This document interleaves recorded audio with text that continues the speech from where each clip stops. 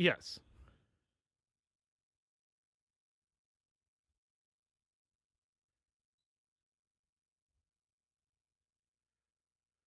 On air with the hotel to try to make sure I stay in the room at least for an hour. Everything that's gone wrong has gone wrong.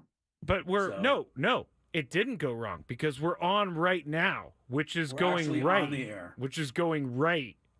Okay, now I'm just going to tell you because we're this far into it. Yeah. It sounded perfect until about 20 seconds ago, and now there's a huge echo on my end. There's a big echo on your end, huh? There wasn't until about 20 seconds ago. Okay. So, well, I got to figure out what that is. 20 seconds. I didn't do anything. You didn't? Oh, maybe I did. Hold on. What about now? See? That's so weird. It is such a crazy thing. Why don't you explain to everybody what we have to go through to get this done? Oh, yes, I should. I wouldn't be able to explain it.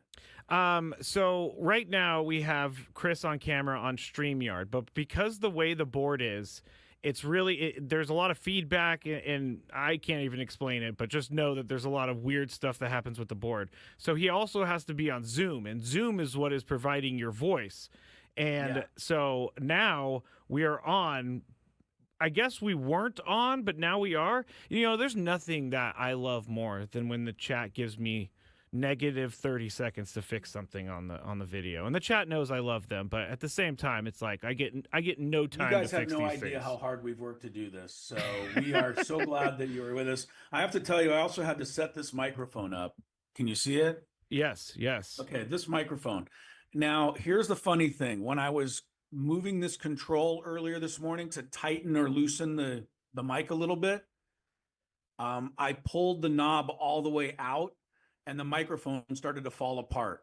So I had to spend 20 minutes putting the microphone back together, actually, in order for it to even be here. So if you can think of anything that's gone wrong other than that, beyond everything that's already gone wrong, chat it to Skraby. He'd love to hear it. I know the chat is saying that they expect the best, and I expect to give them the best. I do every single day, but it doesn't mean I'm not human. And I look at the chat sometimes, and I'm like, "Rawr!" That's what everybody gets. Me screaming. I think "rawr" is how Joe Burrow and Jamar Chase were feeling after the performance they turned in last night in that Thursday night football game. I cannot imagine a quarterback wide receiver duo doing more in any one single football game and still not winning. It was unbelievable what Jamar Chase did last night. I think he got 59.5 fantasy points, which is something I've never seen before. And I was looking at Twitter today, and they said there's only been a couple of plus 50s ever scored by wide receivers, and the last one was Jerry Rice. So that gives you the kind of performance that Chase turned in. And then the Bengals lose it on doing what I thought they should do, which is go for 2 and try and get the win. Yeah, I on the wanted to ask you road about against that. a better team. We talked about this earlier this week. Both Tampa Bay and Miami went for the tie and ended up losing anyway. So I liked what Cincinnati did. And frankly, the play should have worked, except for the fact that somebody had a hold of Burrow's face mask, which wasn't called. And Gesicki was held before he could reach up and try to catch the pass, and that wasn't called. So it was almost an unsatisfying end to a great game. So it was a great game. Let me tell you something that has never or only happened twice in history. And the second time it happened was last night. There have been 2 instances in NFL history where a quarterback had 30-plus completions, 300-plus passing yards, 4-plus TD passes, multiple 40-plus yard TD passes, and no more than 1 interception, and they still lost. Those 2 instances were Joe Burrow versus the Ravens in Week 5 and Joe Burrow versus the Ravens last night. No way. Really? I'm not kidding. Yeah. That's it. Yeah, and they lost the first game 41-38 in overtime, but I didn't realize he did all of those numbers in that game. Yeah. That's a serious hang with him for our friend Dave Lapham in Cincinnati.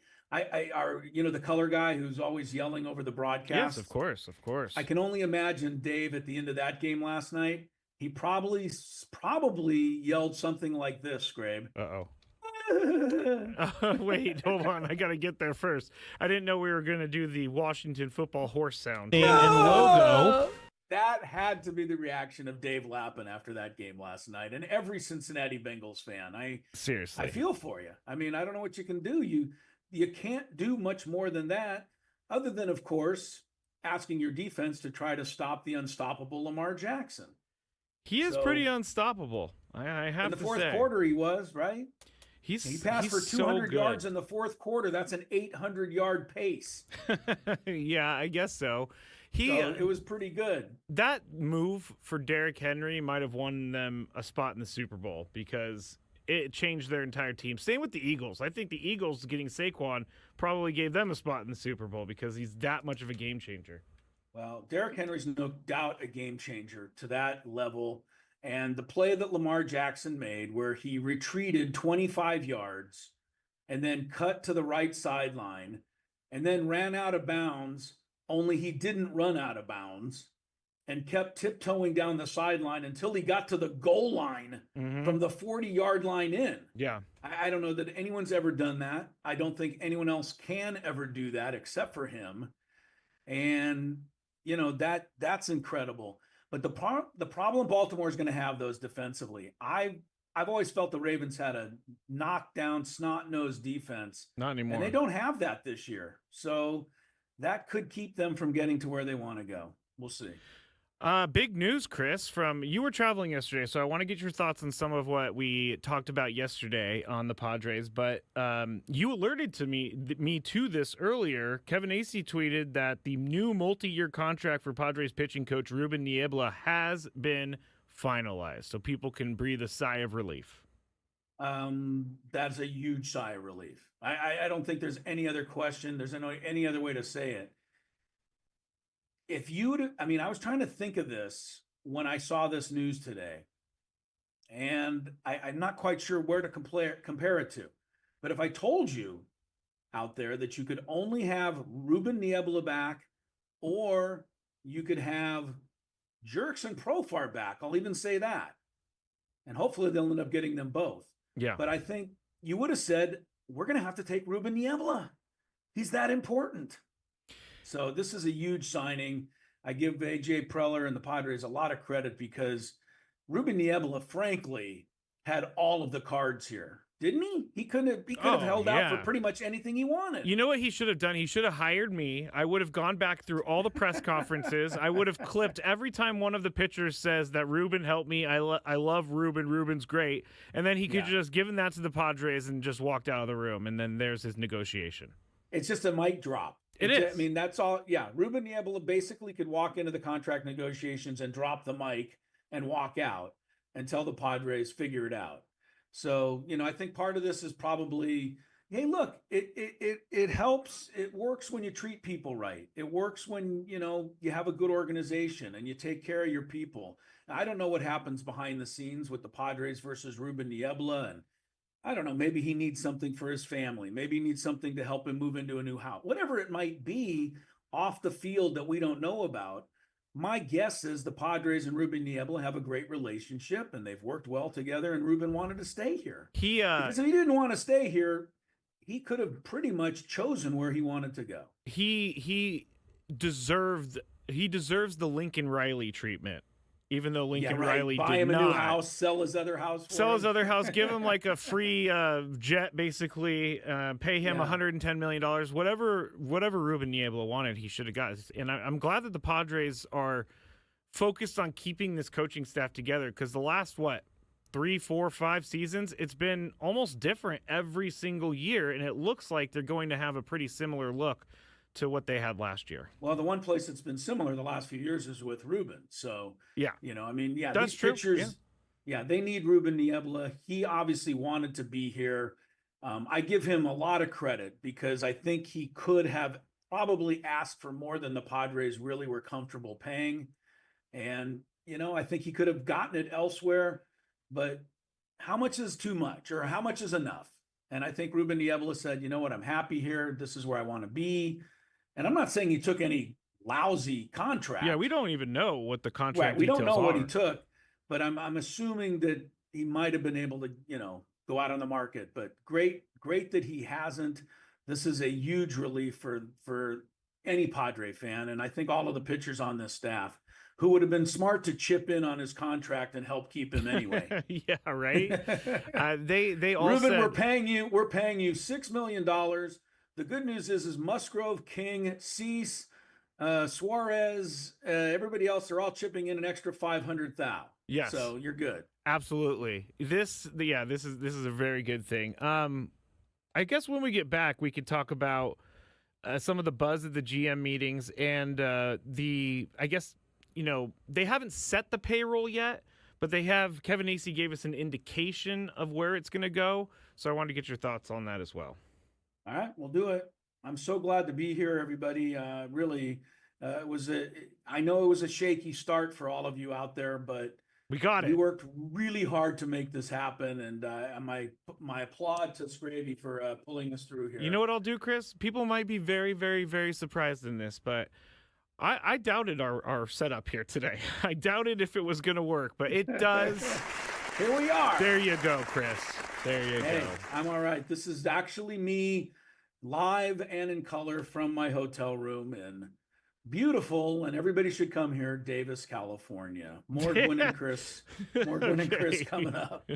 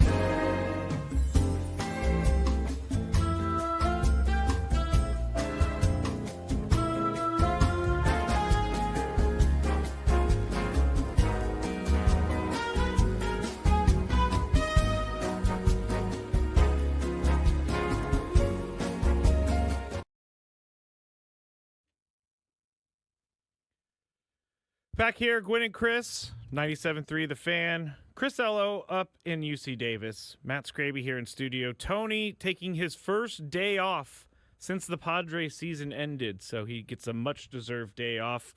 And we were talking so much about our issues getting back on the air, we forgot to tell everybody that Tony's not here. I totally forgot that too. We just kind of we didn't even mention that he might be a part of the show from time to time. Yes, but Tony will be back with us on Tuesday. Chris texted me something. This is all new to me and Chris. Him being on that side, me being on this side, so we're working through it. We can't figure out a way to talk during the break unless we call each other, which is fine. It's no big deal. But Chris texted me saying that, let me get the actual text because it came in and he's listening to the actual break music on YouTube. By the way, I'm like everybody who's watching the show on YouTube now. Exactly. It's like me during the break. Yeah. Yes. And if you want to watch us, you can go to YouTube, just search 97.3 The Fan, or you can go and go on X at 97.3 The Fan SD. But he sent me this text. This music makes me feel like I'm watching the dating game in the 60s, is what you said to me. What do you think? I mean, have you ever heard it?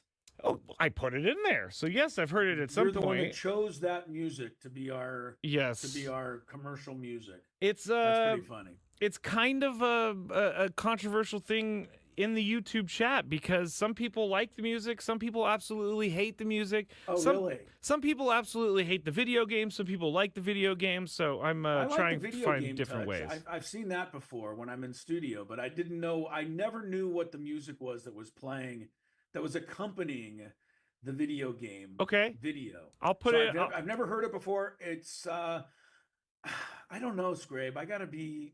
I was just about to say I'll put it up to you. Do I need to change the music? Here's my thing. I felt like I was halfway between the dating game and a waiting room at a doctor's office. I felt like I was about to go get my teeth drilled or something. Okay. I guess. All right. I think there's got to be something a little catchier. I don't play for the fine folks who listen during the breaks. And for everybody else who says, "Why don't you just go get like a top 40 song?" YouTube won't let us steal songs. No, you don't have to. Yeah, no, but could you get maybe some? Were you going for jazz there? That is jazz. Yes, that is jazz. It says Break Arrows Jazz is the name. Yeah, well, it's not good jazz. It's not all that jazz. It's All right. We're done with our jokes now. Look, we have a million things in this world that are more important right now than our break music, but since we're on the subject, you might want to take a look at that. I will. This weekend. I got 3 days to do it, so I can do it. Baseball coverage on 97.3 The Fan is presented by T-Mobile. Switch to T-Mobile. You can get tons of benefits and still save on every plan versus AT&T and Verizon. Use their savings calculator to find out how at T-Mobile.com/switch.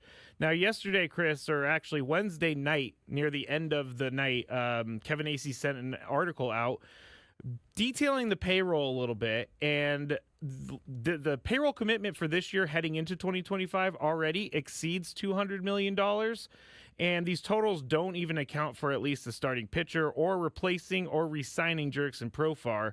So basically, AJ said he's going to meet with the Erics, Eric Kutsenda and Eric Grupner, and they're going to figure out what the budget's going to be. And AJ said that he knows that they need to spend to be able to compete in this next season. I said to Tony yesterday, they have to spend because the division is going to spend, and you can't just sit there and let everybody get better and you just stay put.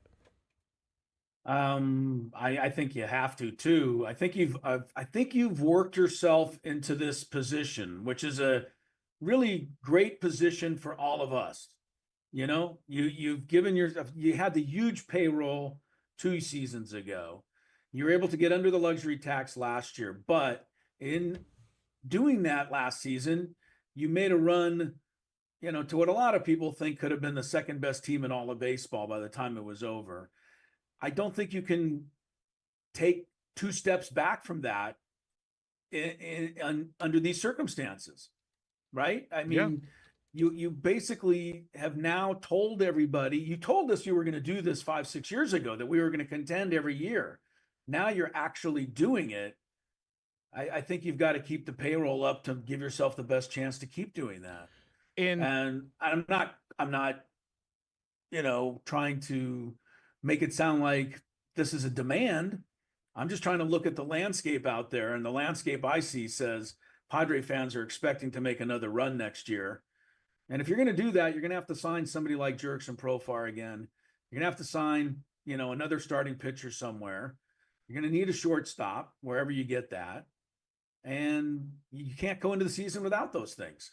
So this season, the competitive balance tax is set at $241 million. So roughly what Kevin Acee said is they're sitting, just over $200 million. So they have a little bit of wiggle room. They don't have to go into the tax threshold and pay on it. But because I know that they don't want to do that. I think $241 million is a ton of money, and it seems like they can get some good players and still be underneath that. And I don't think anybody could complain. No. If they're gonna push the 241 mark, then I don't think any fan anywhere can complain. I just don't. The Padres have been really good to us. I've tried to tell you people this or make this point several times in the last few years.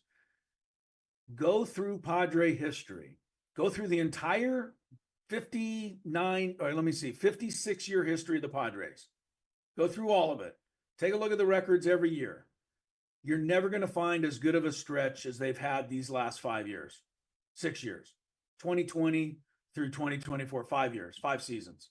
They didn't make the playoffs every time, but they were relevant, and they've been relevant for 5 consecutive years. And the reason they're relevant is because they're spending money. In franchise history before. Yes. So I got a question on the chat. What did they spend last year? I'll go to 2023 when they were way over the CBT, and they had in 2023 they had an adjusted payroll of $256 million. Then in 2024, when they had to cut all that payroll, they had a payroll of $171 million. And as it currently stands right now, they have around $205 million in payroll according to SpotTrack. So that would give them what? What's the math on that, Chris? That gives them $36 million to play with, roughly. Yeah, they just didn't teach you any of that math stuff at USF, did they? Accounting may have been my hardest Even the class. simplest stuff like 41 minus 5 equals 36. Like you didn't see. I'm not a math person. I'm a science person. I'm a science person. Like my dad and my brother can do that in their head without even thinking. It just comes out of their mouth. Me, I have to carry the one. Let's just say you couldn't do that in your head. You could still say 41 and then just count backwards 5 times and you get to 36. So I'm feeling that you could still have done that. That's a good point, Chris. That's not how my brain works. The next time you're faced with that difficult of a math equation. I will say this about the payroll, and there's nothing they can do about it. But this Xander Bogaerts contract is going to hurt them for a long time unless he's able to play to the level that he was with the Red Sox. I just don't know we're going to see that, but he's $25 million coming to him in 2025, which is what the Padres gave him. So I don't blame him, but that's going to create some problems. And it's part of the reason why they're kind of backed up into a corner now to where they're going to have to push that luxury tax threshold. It's their own fault, is what you're saying. Yes. And you may not be wrong, but you're right. They need absolutely positively to fill 3 spots on this roster, and they're going to have to go about it somehow, whether it's mix and match, whether you play 3 guys or you pay 6 guys and, they each play half the season, whatever it is, you got to figure out how to do that. And you're right. They may not be this high on the payroll if it wasn't for that contract. But it's a lot of it's revisionist history too, Scrab. You go back to when they signed him. That's what the asking price was to get that player. And they believed in that player, so they had to pony up for it. Yeah, they did. They did. And I think that like they didn't do it. They didn't do a Jerry Jones thing where they gave up a 4th round pick when they only needed to give up a 7th round pick. They paid what Xander Bogaerts cost at that time. They did. I mean, I feel so. No, I get it. It's just a weird. never mind. I've already said this on the Skraby show so many times about the Xander Bogaerts contract, and there's nothing I can do about it, so I need to move on. All right. When we get back, I'm going to ask Chris about Ha-Seong Kim, the buzz that's being generated, also some of the other news that is out there. The Japanese pitcher Roki Sasaki and Aaron Boone is going to be returning as Yankees manager. So we'll be back. Chris has another segment with us, and then Sammy Levitt comes in at 3 p.m. Back shortly with Gwynn and Chris on 97.3 The Fan.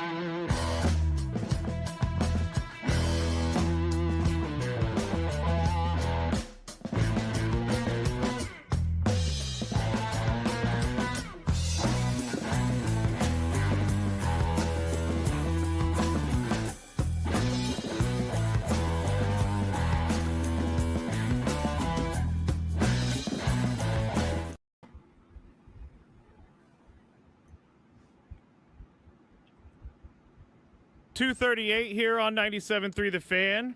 Skraby here with you. Chris Ello in Sacramento area, UC Davis. You did the music in that commercial break. Yes. Went from 60s doctor waiting room to 70s psychedelic. Well, did you see the break is psychedelic? I so did, I had to type yeah. in psychedelic. I typed Very in. good. I mean, I really try. I really try on. I this know great you show, do. Chris. Nobody tries harder than this guy, folks. Nobody tries harder. Oh, how is I'm gonna start calling you Avis.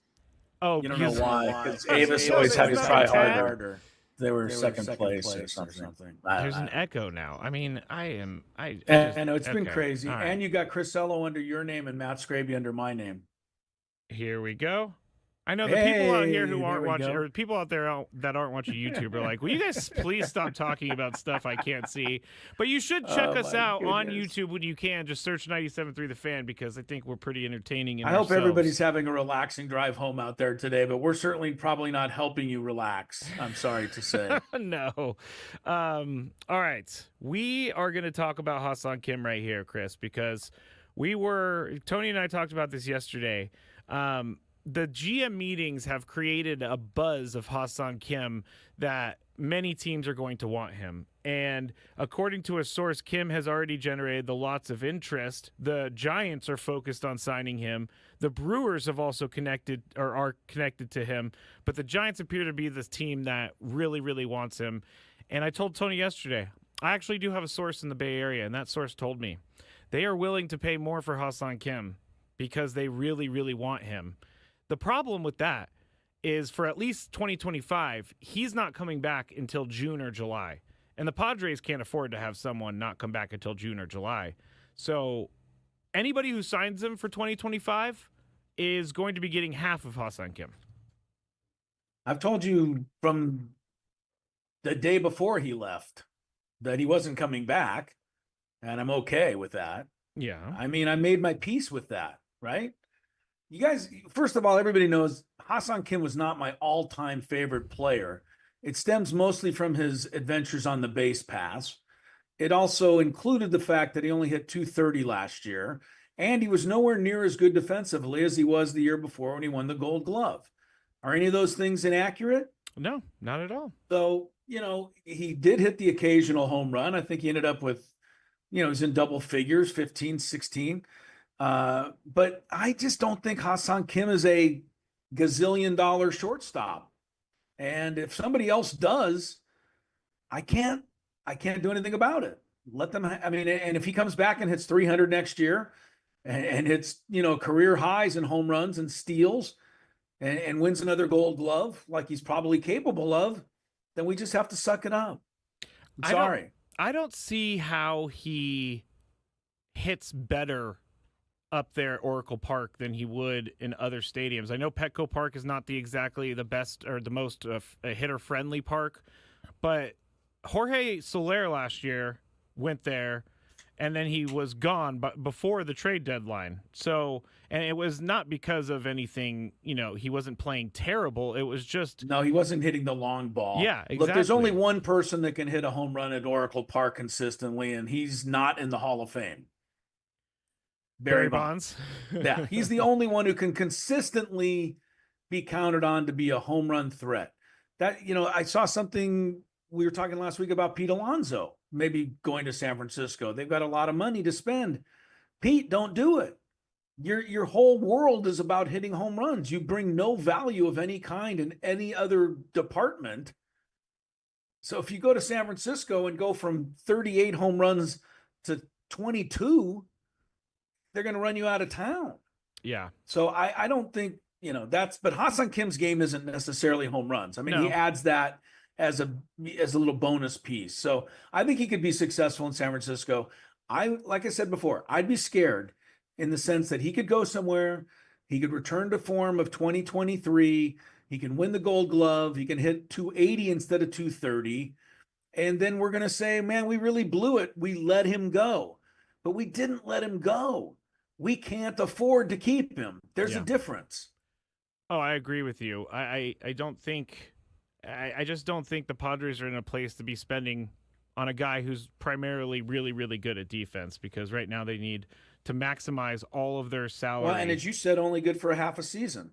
Yeah, I mean, most likely June, July for his shoulder injury, and his best friend is on the Giants as well. Yeah, I think I'm going to bring. I want Ha-Seong to be a happy guy. Okay, yeah, I do too. I mean, he's a great dude. He's fun. He's a good clubhouse guy. Everybody loves him. Ask yourself this: if you're a Padre fan, is it worth to you to spend $30+ million just so you can sit there in the seats 4 times a night and go, Ha-Seong Kim, Ha-Seong Kim, Ha-Seong Kim? Because that's the highlight of Ha-Seong Kim right there, is that chant. Sorry, you're not going to be able to do that. Pick another player. I have a friend, and you may have been on these text threads, but every time that people talk about, re-signing Ha-Seong Kim, I always say, well, you can't. He has the chant. No one else is going to chant for Ha-Seong Kim like that, like the Padres will. No, it's a legendary chant, I must tell you, but I don't know that we can afford to keep it, people. Sorry. Ale says, Chris, what HSK does have is heart and hustle. I agree. I like those things about Ha-Seong Kim. But heart and hustle help you only so much, as we know. And he didn't, and you got to admit, even you have to admit, if you're a big Ha-Seong Kim fan, that he had a down year last year, way down compared to 2023. He just did. He did, yeah. There's no doubt about it. He had the same heart, the same hustle, just not the same production. Yeah, exactly. Same. That's a really good way of putting it. Same guy in the heart and the hustle, but not the same baseball player. We have another thing on the chat saying the Padres were rumored to be looking to trade him last year when they had the chance, but didn't. Did they miss out? I don't think so.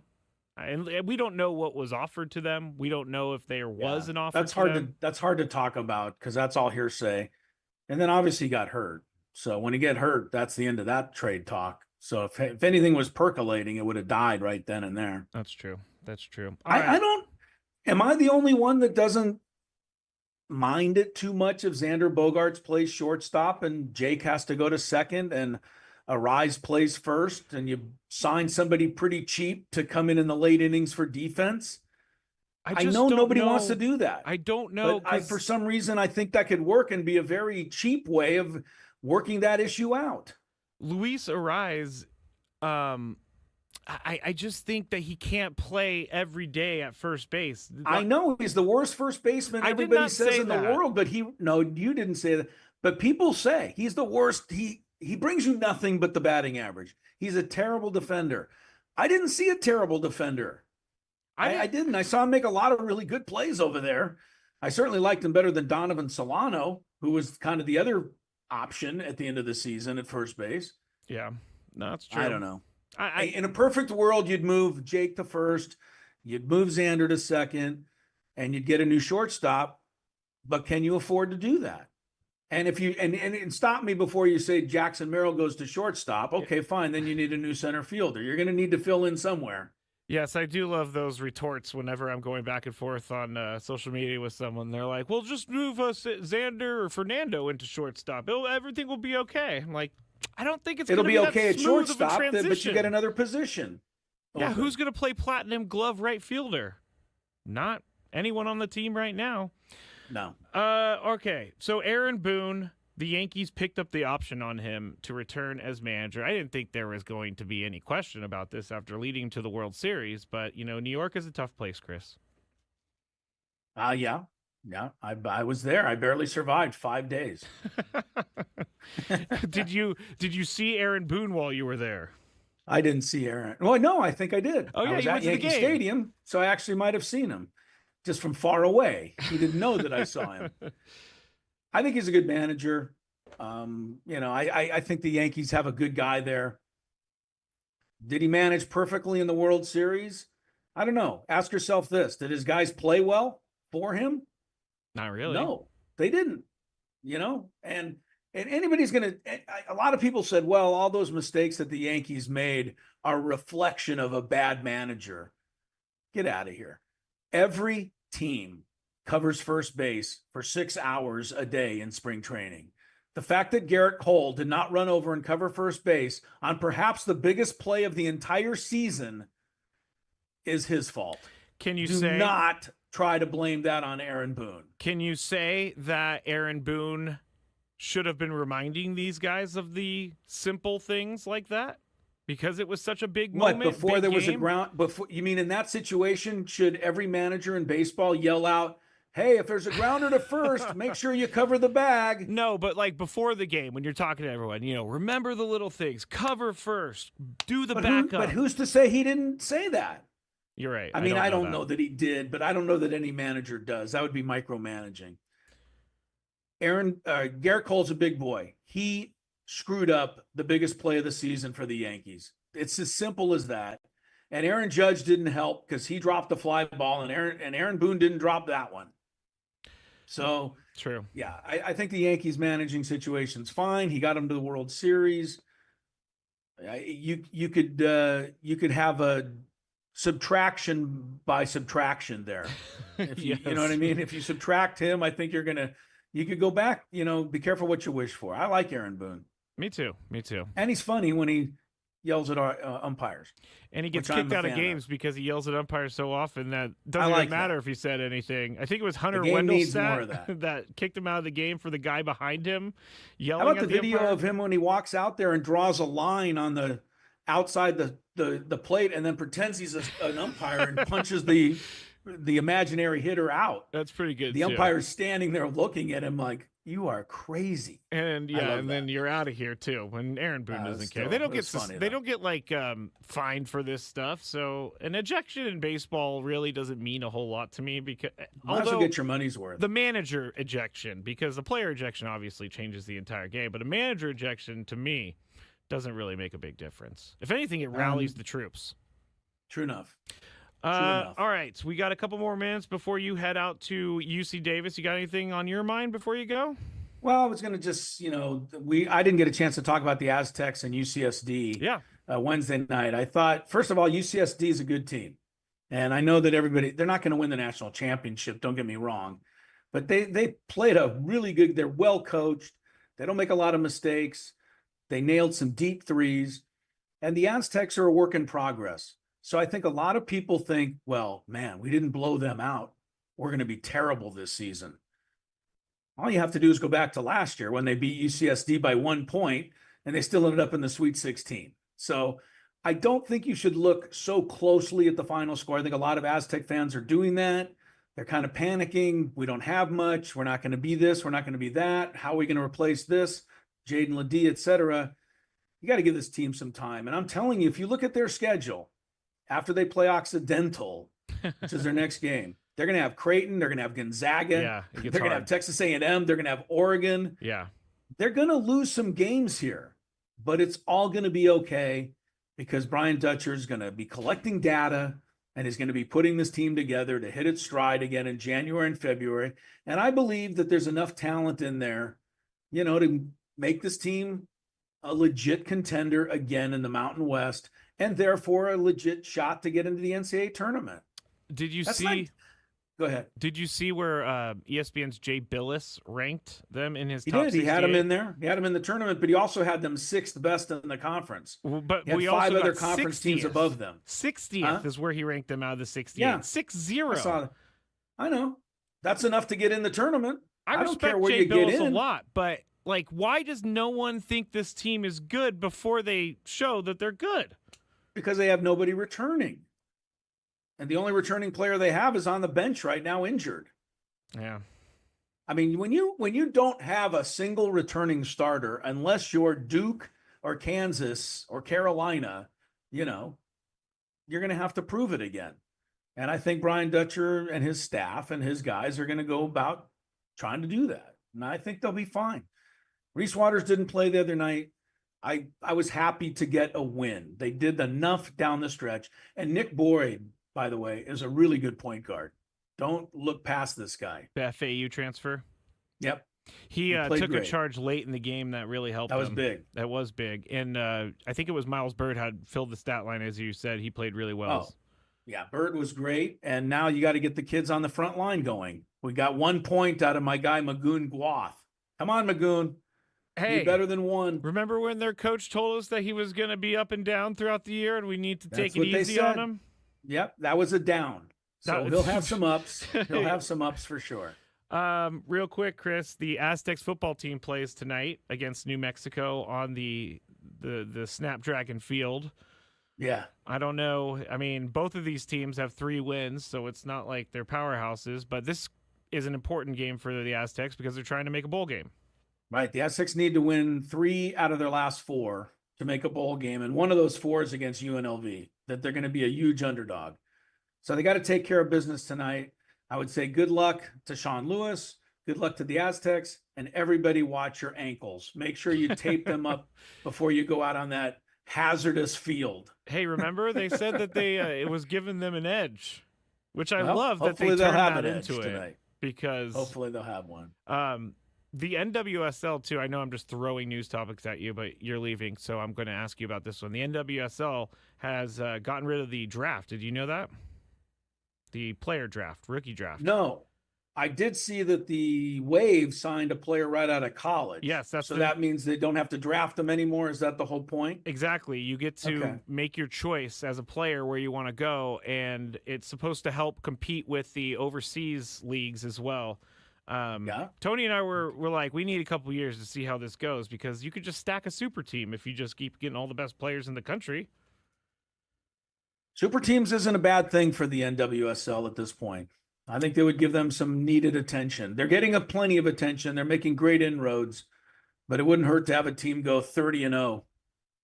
True. All right, Chris, thank you so much. Have fun at Davis tonight. We'll see you on Tuesday. Appreciate you. I'll be back in studio. We won't have to go through this for a little while, but we're going to do better next time. Oh, I love the positivity. Sammy Levitt up next with me, 97.3 The Fan.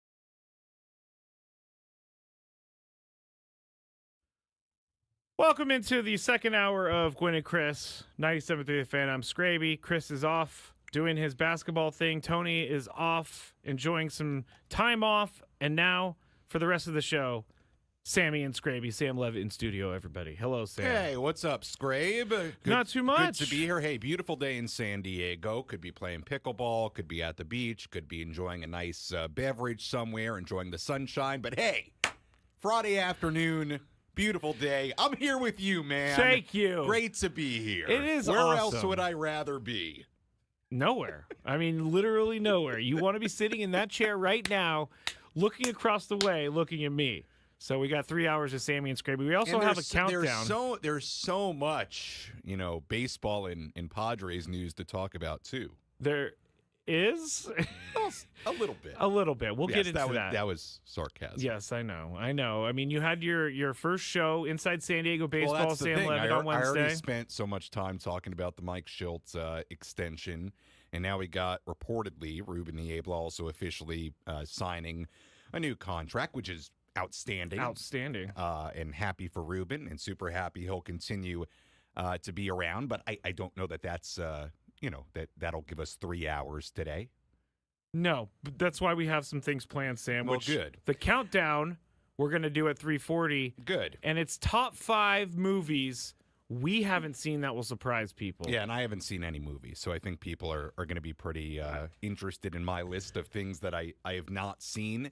A couple of things here right off the bat. Number one, when we have been on together in the past, whether that's during baseball season or during this time of year, people love the Sammy and Skraby program. And we've got rave reviews before. So if you're somebody that has not listened to Matt Skraby and myself on the air together, I think you will enjoy this 3 hours because typically we get pretty rave reviews. Last time we did this last year, when it was just us two, we learned that Sam was a huge fan of Taylor Swift. Like, we sang it on the air, all that good stuff. So you learn a lot about Sam Levitt here on these shows. Like, on the post-game show, on the pre-game show, Sam is there to do a job, and there's a very limited time to do that job. So he does it. But then he gets to expand his horizons here on this show. And we've already got a request that you're going to have to come up with a gripe at some point in this show, because I do a gripe every single day.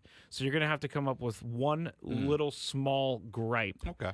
The other day I did... I have a really good one. But there you go. No, I'm not going to say that one. I have one that just came to mind, but I'm not going to say that one because I think a lot of people will disagree. So I got to come up with something. Okay. Well, else. that's fine. It's your gripe. Unless it's like offensive or something that. No, come on. I'll think of something. Okay. I'll think of something good. All right, you'll think of something. We'll do the Big Five. We'll have all of our normal segments. We'll also be talking about some of the free agents out there. And we'll just go along having fun on a Friday. So we're going to keep with the Gwynn and Chris theme for now, and we're going to go into the Daily Gambit.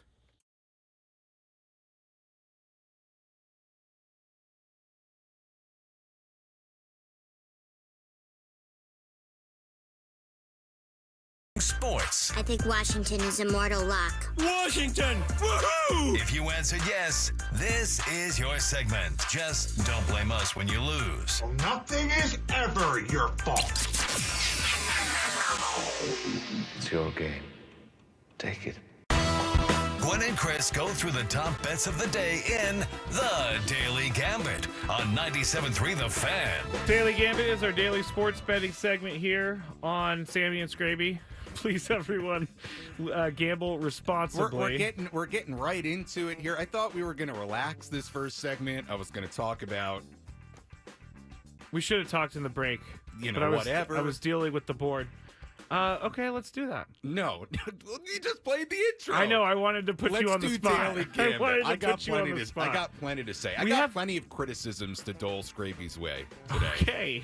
Sammy came in fired up, everyone.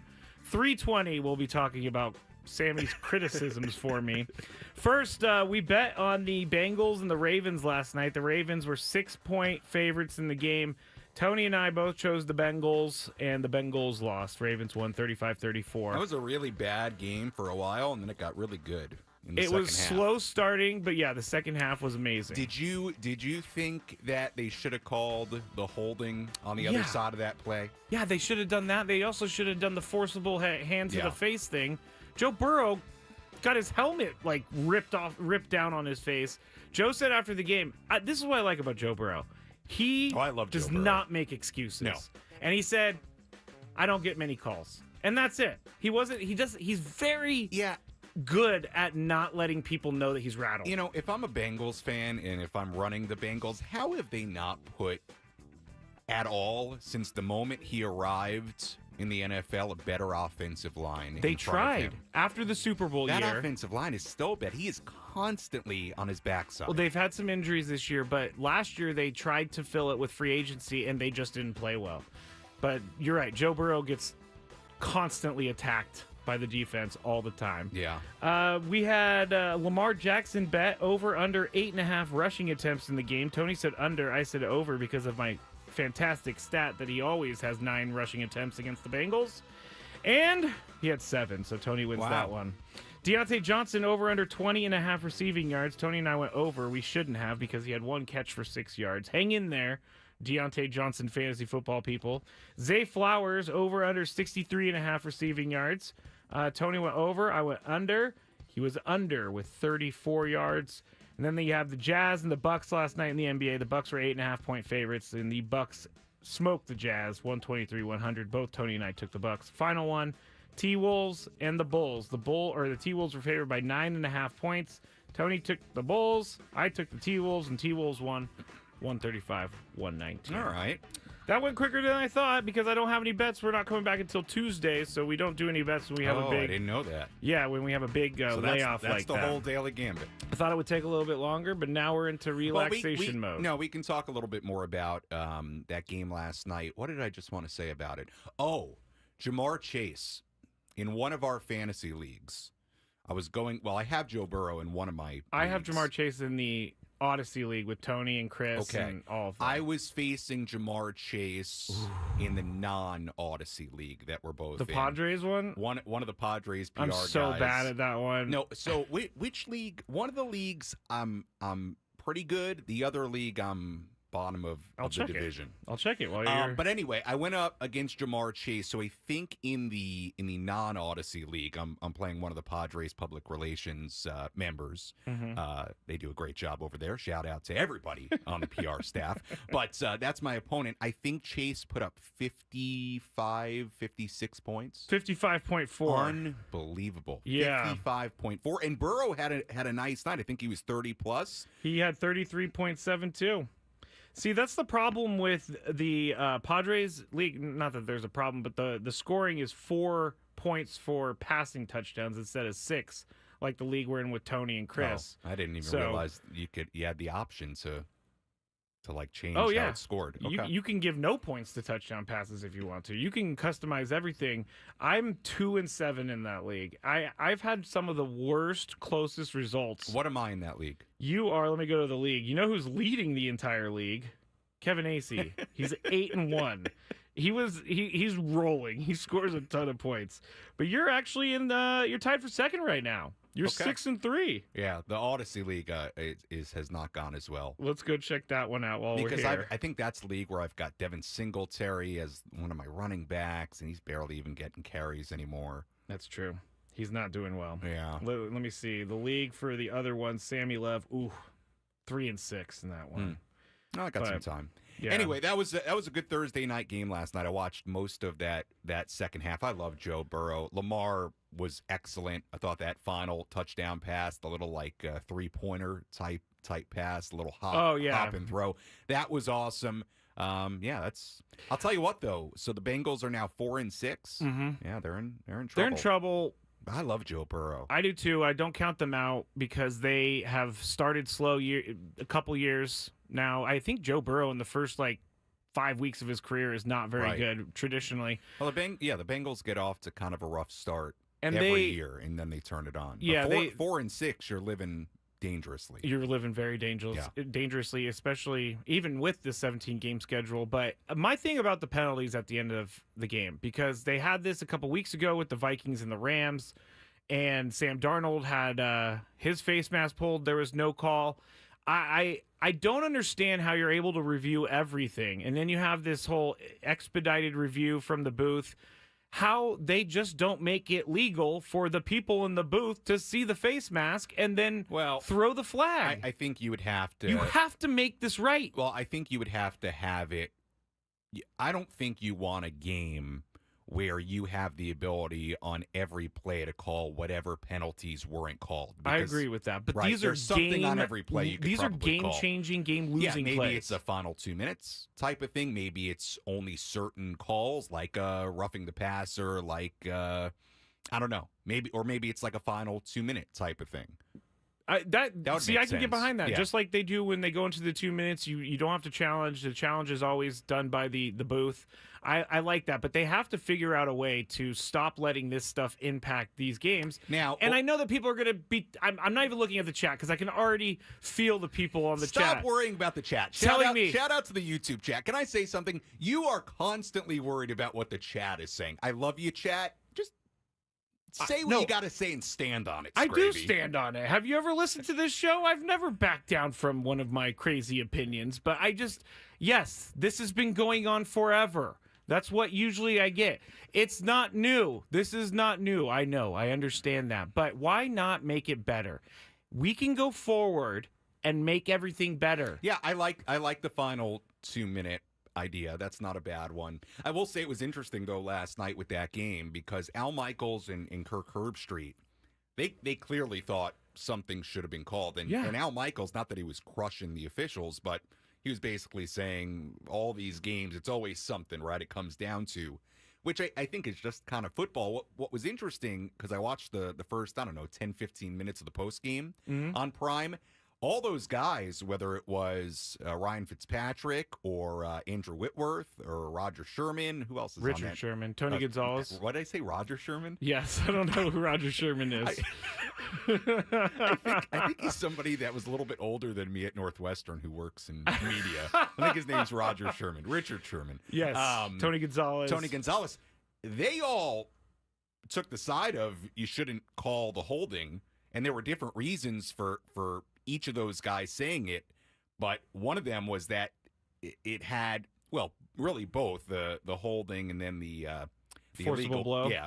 What is forcible that? blow to the head? You can't hit a quarterback's head. Their argument essentially for not calling both those penalties was that they really had no impact on the play itself, which I know is not how they're supposed to officiate, but that was kind of their reasoning on a 2-point conversion that's deciding the game. Like, I think Richard Sherman said something along the lines of, hey, it's football, right? And I get it. Look, me too. That's a tough spot when it's a 2-point conversion that's going to decide the game. And yes, the throw went to the other side of the field. The hold really had no impact on the play. The forcible contact really had no impact. See, I can on give the away. play. I can give away the hold. You can not call that. But if Patrick Mahomes was hit in the head like that, I'm 99.9% sure that the league would have arrested that player for doing it because they need to protect their Patrick Mahomes. And I know that I'm going a little too far. I'm with you. I thought something should have been called. All right. And also, like, it's kind of a weak argument when you say, well, it didn't affect the play. Well, I mean, it affects what goes on in the field. What's to say that, I don't know who the tight end was. Gesicki. Yeah. If Gesicki doesn't get held there, well, who knows? Maybe Burrow eventually. Find someone else. Yeah, looks that way. I mean, I just think it's. Gesicki also did the flop thing, the acting thing, where he threw his arm up in the air and he fell. I think referees see that when they see, like, exaggerated movements like that. They're kind of not going to pull the flag, but. Anyway, it is what it is. Thankfully, I'm not a Bengals fan. Sorry to all of you out there that are Bengals fans. Hang in there. Hang in there. You got a good team. I mean, Jamar Chase went for 246 yards and 3 touchdowns last night. It's incredible. Joe Burrow threw for over 400 yards. That was the thing last night. I'm watching this game, and I got Burrow in one of my fantasy leagues, and I knew I was facing Chase in the other league. They're in two separate leagues I have them. That is better. Because you're getting points. Yeah, but then every time Burrow, threw one of these long passes to Chase, I was like, go to somebody else. You seriously? Because I knew it was hurting me in the other league, but that's It was. All right. Sammy and Skraby filling in for Gwynn and Chris. We're here till 6, and then we do have a Skraby show from 6 to 7 p.m. tonight. Don't know how many opinions I'll have left by then, but we'll still be talking. What are you going to talk about on the Skraby show? Well, I'm going to go over the free agents I absolutely do not want the Padres to sign. We can do that, too, on this show if you would like to. I would love to. Right now, I got 4. You can revisit it later. Yeah, we can revisit it later, but we're going to figure out how to go forward with this show. Sammy and Skraby back shortly on 97.3. Stop making it sound like it's going to be such a chore. It is going to be a chore. Oh, my God. From the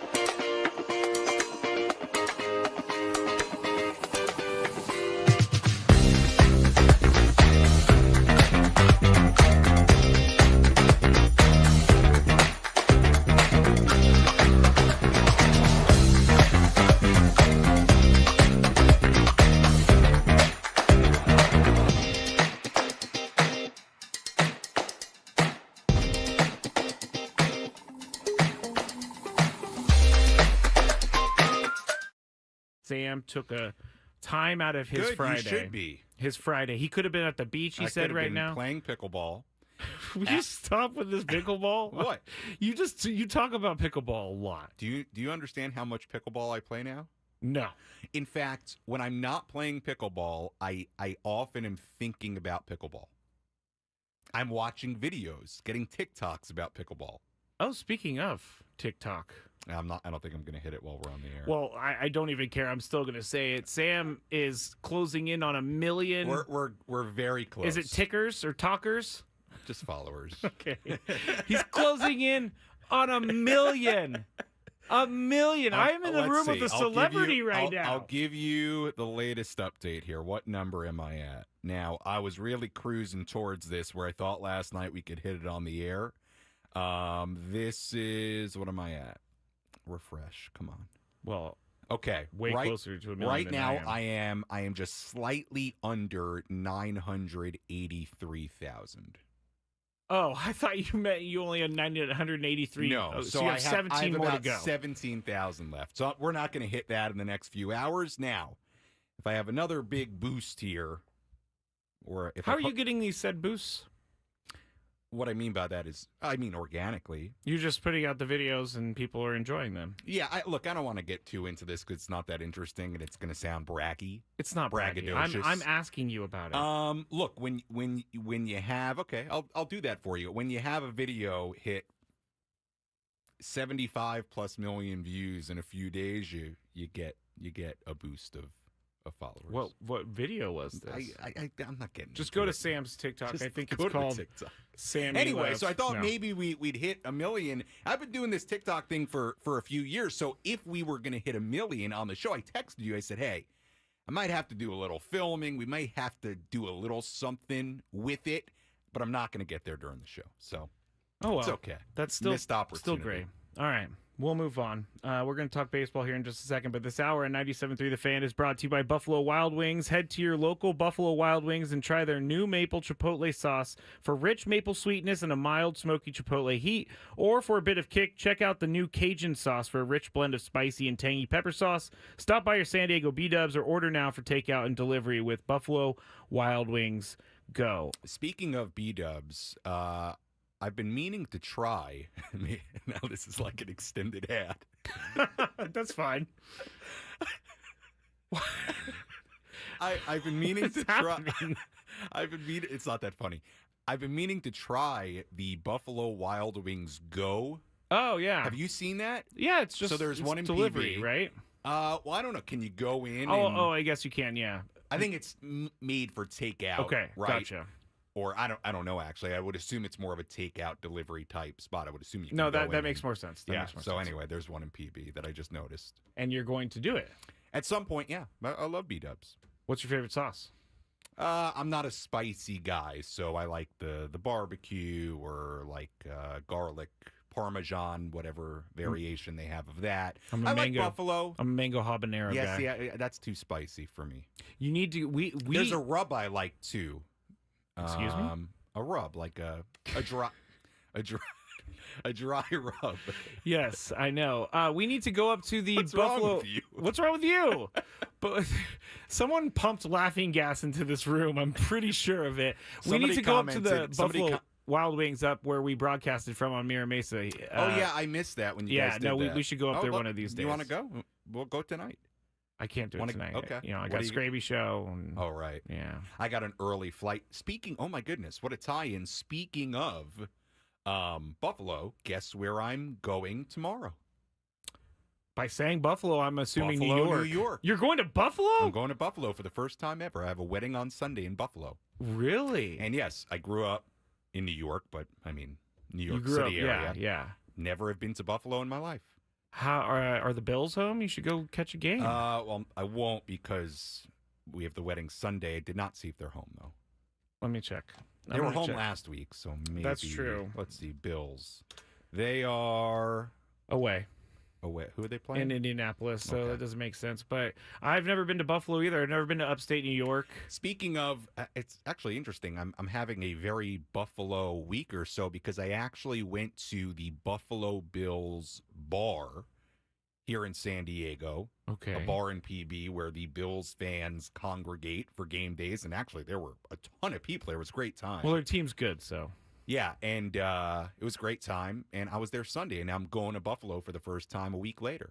I watched that 61-yard field goal from Tyler Bass, who I also have on a fantasy team. You know what's amazing? Oh, well, that's good. Do you know what's amazing about that Tyler Bass field goal? It beat Chris's team, and he still was thinking about it. I was joking with him earlier. Was I playing him? No, I'm just saying, Okay. like, his Dolphins team lost to a 61-yard field goal, and he brought it up at least 50 times in the break this week. Anyway, Sam, you're our Padres guy. I just have one question for you, and Yes. we'll talk more about this a little bit later. What do you think is a good number for the payroll coming up in 2025? Because we talked about the AC article. There, he's saying that right now it's just over 200 million. The competitive balance tax for 2025 is 241 million. What do you think is a good number? Yeah, I would hope over the tax number. I mean, look, I don't think they are. You would say over the tax number? I'd hope they go over. Oh. I don't know that for sure, but it would certainly make life easier and give them an ability to add more. Look, they have a lot of needs, and they're in a great spot too. I mean, they've got I think a really, really solid group of guys to build on for 25, but there are some very significant needs between left field, between some sort of first baseman, DH type of player, between catcher, obviously, between maybe a shortstop. I think Xander's going to be there. That's my prediction. I think he should be, but if he's not, then you need somebody to play shortstop.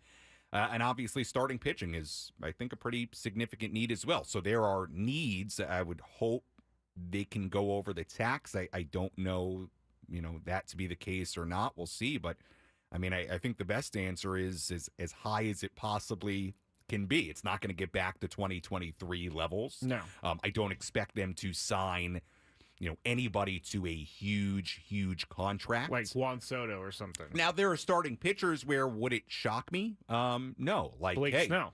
Blake Snell or Max Fried, talk about great fits. Would love it. Those are going to be bigger deals. Look, I think AJ has also been a very, very creative GM throughout his tenure here, and especially as of late. And typically, there are moves that we don't see coming. And maybe there will be moves to free up some payroll so they can have some more wiggle room to make a bigger signing or more signings in general. Keep in mind, they have players, I'm just throwing it out there, like a Dylan Cease, say, who's going to be a free agent at the end of the year. There's things sometimes get creative with AJ, I think, in ways that you don't always see. So I think it's hard to predict. It is. Ways they could potentially free up payroll to give them more wiggle room. But assuming there are no major trades like that to free up more payroll, yeah. Look, he and I said this on Wednesday night during my show. Look, no matter what that eventual number is, and hopefully it can be above the tax number. Look, I think AJ is going to have to do a very similar job. He did an excellent job, a general manager of the year type of job, quality job in 24 with hitting on so much. hitting on Profar, hitting on Solano, hitting on Peralta, hitting on calling Jackson Merrill up, hitting on the Cease trade, hitting on the Arise trade, all these different moves. He's going to have to do a very similar job where he's going to have to hit and find contributions. You know, they don't have the luxury to, and I think I heard Annie say this or allude to this earlier, to pay a Matt Carpenter or whatever it was, $6-7 million and True.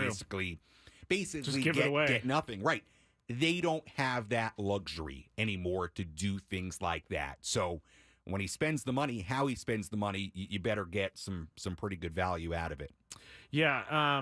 What do you think about? Oh man, I'm pulling a Tony right now. I just had it on the tip of my tongue. Oh, what do you think about Ruben Niebla coming back to the team? I mean, this is huge for him. You talk to the pitchers all the time. Outstanding. How big of a loss would it have been if he didn't come back? I think it would have been really significant.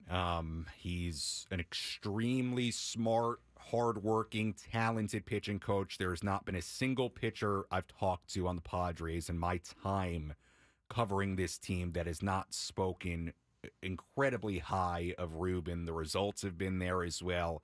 So keeping him as part of the organization, I think, had to be a priority. And obviously they had to work out a new deal with him. And look, you know, if they couldn't work out a new deal with him, I am sure that Ruben would be highly, highly sought after by other organizations. So, you know, it sounds like they made it a priority. They got it done. And yeah, it's terrific. And obviously I think he really enjoys being in San Diego and with the Padres and somebody they needed to keep. So it's great. I talked about this Wednesday night too, not to talk too much about Wednesday night. Just such an amazing your show all the time. Well, it was just such an incredible 2 hours of radio. Well, the 7 to 9 lead-in really PM. helped you. The Skraby show You know, it's lead-in funny. boosted Actually, you. we actually Did you lose listeners during it? We crunched the numbers the next day, and it was actually interesting because I had to rebuild the audience after the Skraby show. I was wondering. And then where he's going actually, with as I went, it got higher and higher, the audience numbers. Yeah. So it was actually interesting. That's a conversation that I think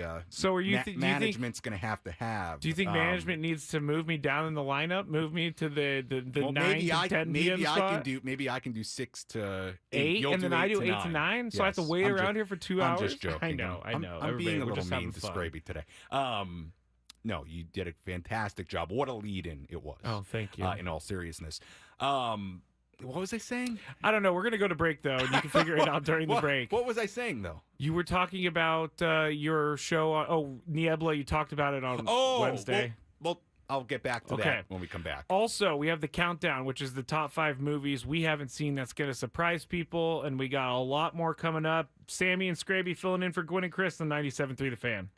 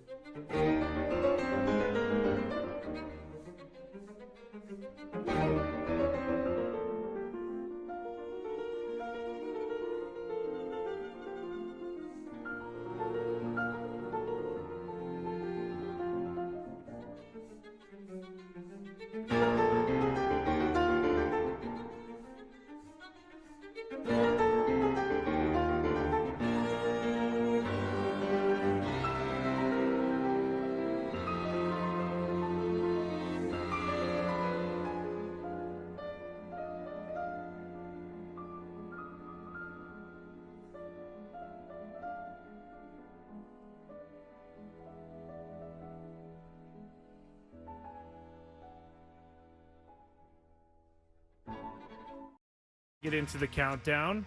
But first, I would like to tell everyone, if you love Mediterranean food, try Spiro's for authentic Mediterranean cuisine in Coronado or La Jolla. For dining or takeout options, visit spiroscuisine.com. All right, Sam, before we get into the countdown. I love Mediterranean, Greek food. Have you had Spiro's Pita, before? a nice Greek salad. Oh, you did have Spiro's a little bit when the Scrabinator game. Scrabinator game. You came in, you got like a salad or something. You know, admittedly, I have not been to the stand at Petco. In Petco, yeah. And I will next year. I just haven't. It's been down the line, and it's far from where you actually sit. Yeah, it takes me a while to get out there. Please check it out. I'm sure it's delicious. No, and I did have a little bit in the sweet, so I'll have to check that out next season. But like a nice Greek salad, gyros, chicken souvlaki, like a nice baba ganoush. I thought that was like a joke name for the longest time. I didn't know that was actually food. Baba ganoush? Yes, and I thought it was like a name for someone, and then someone finally told me it was actually food. So love Mediterranean food. Niebla, Ruben Niebla. What a transition. He probably loves Mediterranean food too. We'll have to ask him. All right, you have to ask him. But what are you said you had a quick thought on him. Oh, well, it's more of a comment on just, and I'm not breaking any news here, but why I think it's really, really nice for the Padres to have continuity, to have consistency in this staff, considering, A, the quality of the guys, the job Victor Rodriguez did last year, the job Ruben Niebla has done over the last few years, the job that Mike Schilt did last year, and with the way they, A, hit last year, you hope that philosophy carries over despite 24 scoreless innings to end the postseason. This was a great offensive team, really all year. And I think what I'm hoping for, without even knowing what the full picture of their roster is in 2025 on opening day, what I would love this team to do is to get off to a really good start that makes you feel like they're carrying consistency, momentum from what was a wonderful second half of the season into the first half of 2025. Because in 23, that didn't happen. They didn't get off to a very good start after the postseason run in 22. Last year, very up and down first half. And then obviously it all came together and they had a wonderful few months to end the year. I would love this team, especially with the Dodgers in this division, to get off to a hot start and make you feel like, okay, they're sort of picking up right where they left off in 2024. I'm not talking about the final 24 innings, but everything before that. The regular season. I hope the consistency, the continuity, staff-wise, certainly parts of the roster-wise, I hope that's something you can point to at the start of 2025. I think nice to have continuity, consistency. The Padres, have not had a lot of that, even coaching staff and lots of managers, managerially. Lots of hitting coaches, lots of not so many pitching coaches now. It would be nice. It would be nice to have a continuity, a consistency, an identity for this team moving forward. Yeah, I think it just creates comfort within the organization. They already did this with these guys, so they know what to expect going into next year. All right, the countdown is upon us. Top 5 movies we haven't seen that will surprise people after traffic. From the 97.3 The Fan Traffic Center, here's Kelly Danick.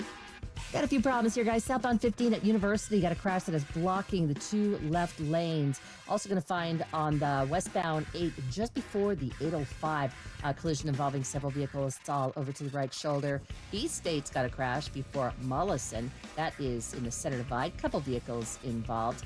Also an accident on westbound King Freeway past Euclid. It's over the right shoulder. I'm Kelly Danick with Gwynn and Chris, San Diego's #1 sports station, 97.3 The Fact.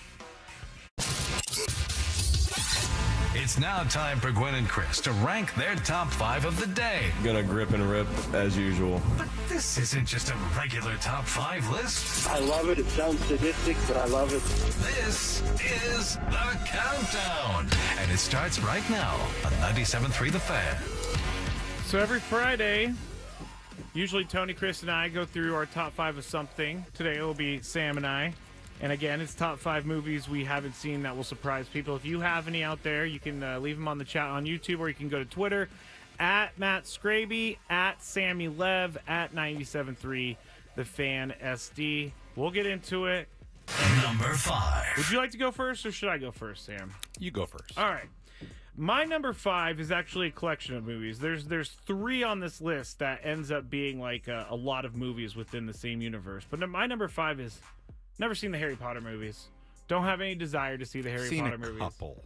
Will probably never see the Harry Potter movies, and I know I'm angering a lot of people out there. I saw the first few, or maybe 2. Not great, huh? Well, no, I just, it's not my thing. It's not my thing I was either. the same way with the books, too. When I was a kid, I read like the first 2 or 3, and then I never continued. Were you a Slytherin? I don't know. I think maybe a Gryffindor. See, there you go. What are the other ones? Gryffindor, Slytherin, Hufflepuff. Hufflepuff is one. And is there another? I knew, bro. The Harry Potter movies are good. They're not that bad. Hufflepuff, Gryffindor, Slytherin. I don't know. Maybe that's Someone it. chat me and tell me what it is. But my number 5, Harry Potter movies. Your number 5, Sam. My number 5, I'll say The Godfather. Ravenclaw. Godfather. Now, I'm also going to say, and I think you're going to hear from this list, I'm not a huge movie guy. There are a lot of big movies that I've never seen. So The Godfather, I'll say for number 5. Never seen it. Stay tuned for that one. Number 4. I'm going to anger the other group of people out there that love movies like these, but I saw the first Lord of the Rings and never saw another one again. I am just not into those movies. I dated a girl who loved Lord of the Rings and loved Orlando Bloom.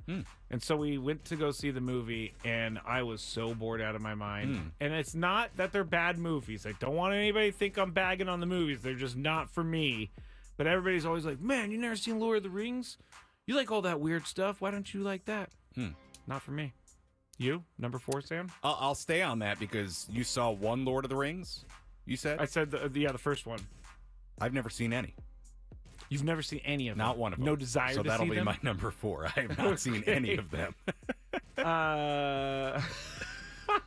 Is that why you broke up? Because you didn't like Lord of the Rings? No. There was a whole different thing that we'll get into one other day. Oh, we are? Okay.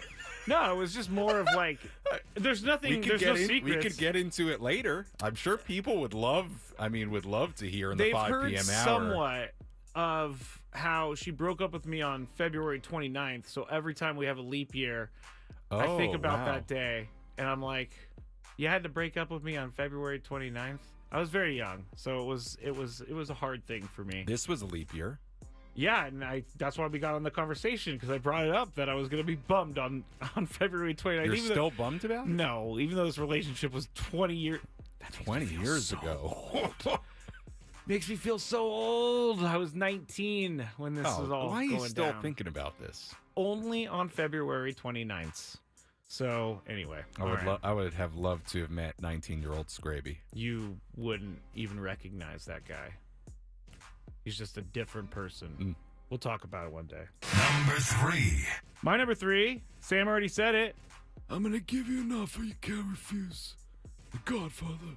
Never seen any of those, Sam. You're not going to give me anything for the Godfather impression? Come on. I've never seen the movie. I'm going to give him an offer you can't refuse. Go ahead, do your number 3. Is that? That's part of the movie. The Godfather. Who plays that? Martin Scorsese, or did he direct them? He's the director. He's not an actor. Let me see. While you go for it. Number 3. Sam. There are people like, how do you not know who plays the Godfather? If there is a Godfather in the Godfather, I've never seen it. Yes, it's Vito Corleone.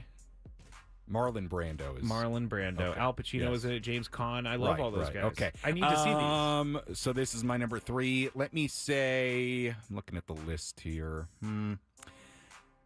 I mean, I've actually seen one Star Wars, and I've never seen any Which one? of the others. I don't remember. Was it an older one or a newer one? It was an older one. Okay. It was an older one. one of the originals. I think it was the first one that came out. So number 4. I know there are like differing opinions on how you should watch them. Yes. But I think I watched the first one ever. Donnie and Jesse got into a big talk I'm about not a this all big year. Star Wars guy at all. I saw one, and that was it. I've seen a lot of the Star Wars movies. Bro, how are the Star Wars movies? Are fire. I got a great impression on my Marlon Brando, so thank you for that, Jax. All right, so let's go to my number 2. Number 2. And this surprises everyone every single time. The Goonies. Never seen The Goonies. Never seen it. Hey, you guys. Never seen it. Know that. Know what it looks like. I've never seen that. There are a lot now, like Caddyshack I've never seen. Oh, you got to watch the MLB Network. For some reason, they're playing it over and over and over at night. Caddyshack? Yes. When I leave here on the Skraby Show, I've Is been that a watching the baseball same movie? part. It's not a baseball movie. No. I have no idea why it's Caddyshack. It's either that or The Natural or Brewster's Millions. I'll say this one for my number 2 because this one you said it surprised you during the break. Jurassic Park. Oh yeah, Never seen that. You're missing out on Jurassic Park because it is amazing. Got some dinosaurs in it. Where'd the goat go, Sam? Where is the goat?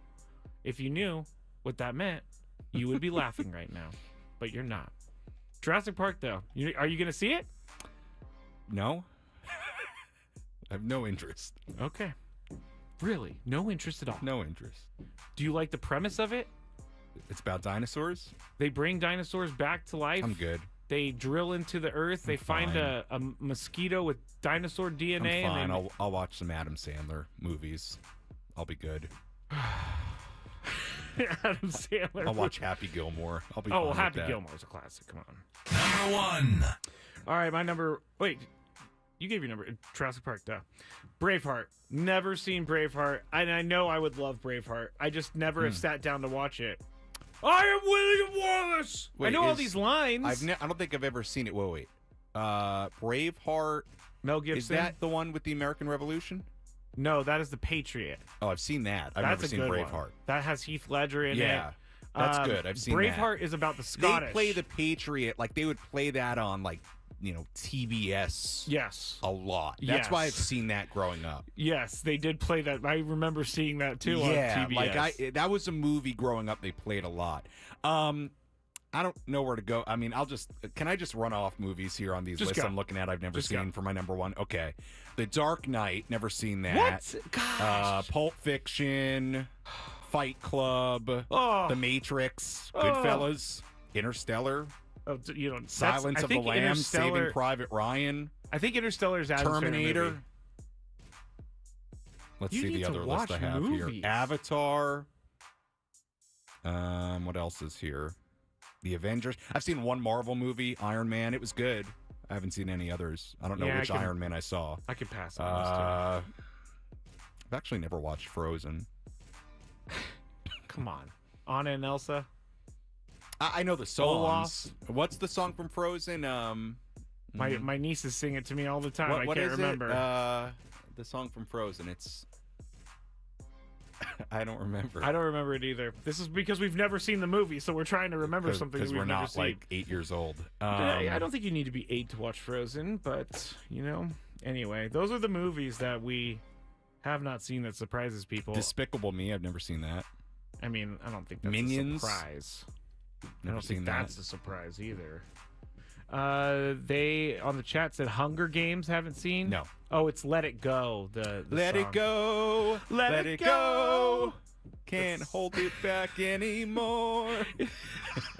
Let it go. Let it go. For all of you that are tuning in for the normal Here I stand.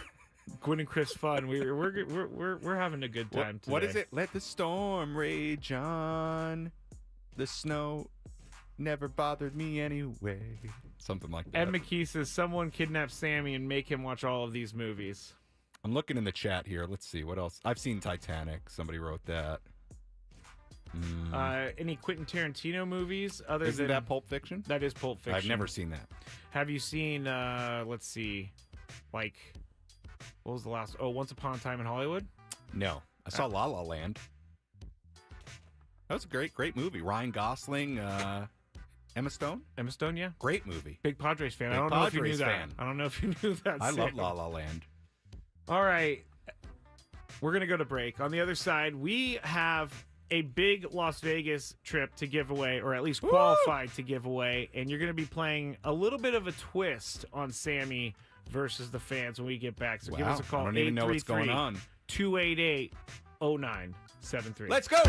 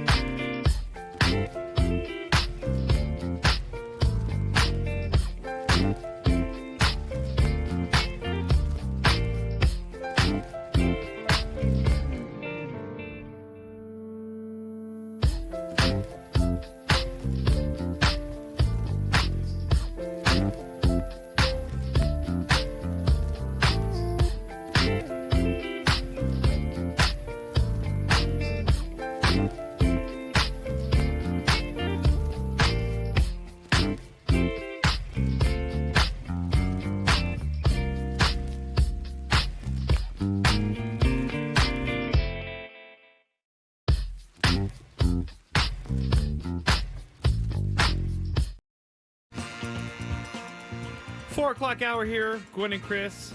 Sammy and Skraby filling in for Gwynn and Chris. 97.3 The Fan. Couple of news items today. Ruben Niebla has been signed by the Padres. He will be the pitching coach here for the next couple seasons. And that's about it on the Padres front.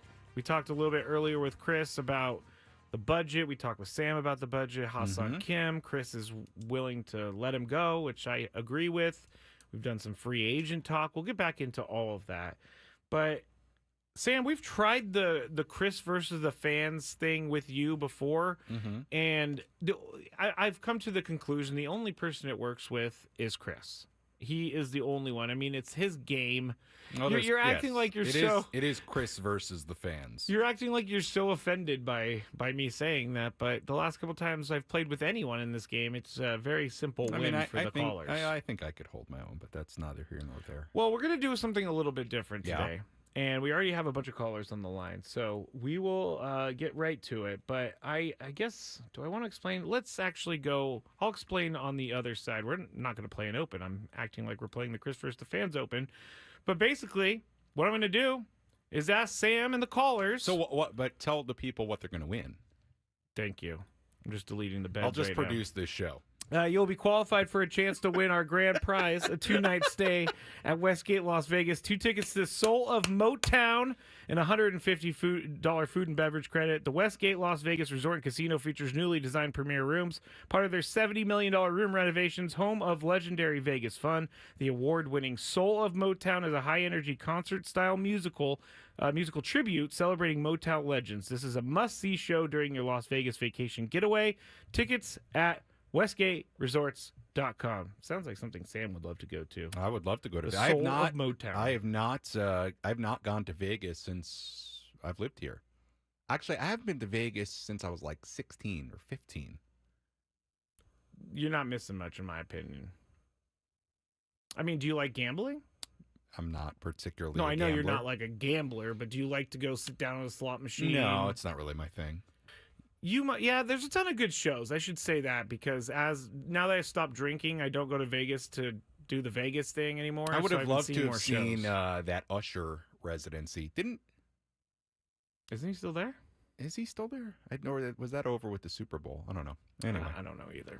But what we're gonna do here is I'm gonna have everybody. We're gonna go back and forth. This is not reinventing the wheel for a game, but you're gonna name the top home run hitters in baseball. Okay. And I'm even just going to say right here, I have the top 25 home run hitters in baseball right now. So you're going to go back and forth. If the caller gets a strike, they're out. But it has to be in the top 25? Correct. Okay. You have to name in the top 25. And how many strikes? You get 2 strikes for you, 1 strike for the caller. We're just going to cycle through. And whoever is at the end, it's like bonus for them. Got it. All right, so let's go to our first contestant. We'll go to Cesar. Hello, Cesar. Hey guys? How's it going? Oh, pretty Good, good. Cesar. Hey. Did you hear the premise of the game? I did. Okay, perfect. We're gonna have you start, Cesar.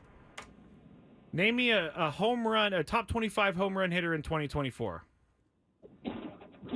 Ex-Padre Brent Rooker. Brent Rooker. That's a good answer. That is a good answer. You got that one right. All right, go for it, Sammy. Let's go easy. How about Shohei Ohtani? Who? Yes, that is correct, obviously. He has 54 home runs. Brent Rooker, by the way, had 39 home runs. We have a question about Brent Rooker in the Big Five today. So that's that. Cesar, give me another one.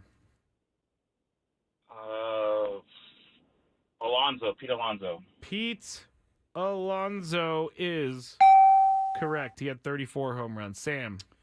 I'll stay easy. How about we go Mr. Aaron Judge?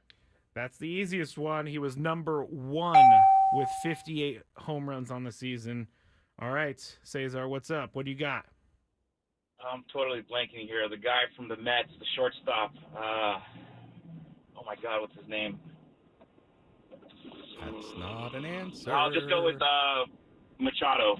No, that's wrong. But Let me see. Manny Machado. I just got to make sure he's not on the second page of 25s. I don't think so. Actually, Manny Machado is 25. He is tied for 24th with a couple different people with 29 home runs. So nice one. Nice one. I'm going to stay easy here. How about Juan Soto? Yes, Juan Soto is on the list right there. Let me go back and see absolutely how many home runs that he had. It's Juan pretty high Soto, 41. All right, Cesar. Mookie Betts. Mookie. I don't think so. Betts. I'm looking.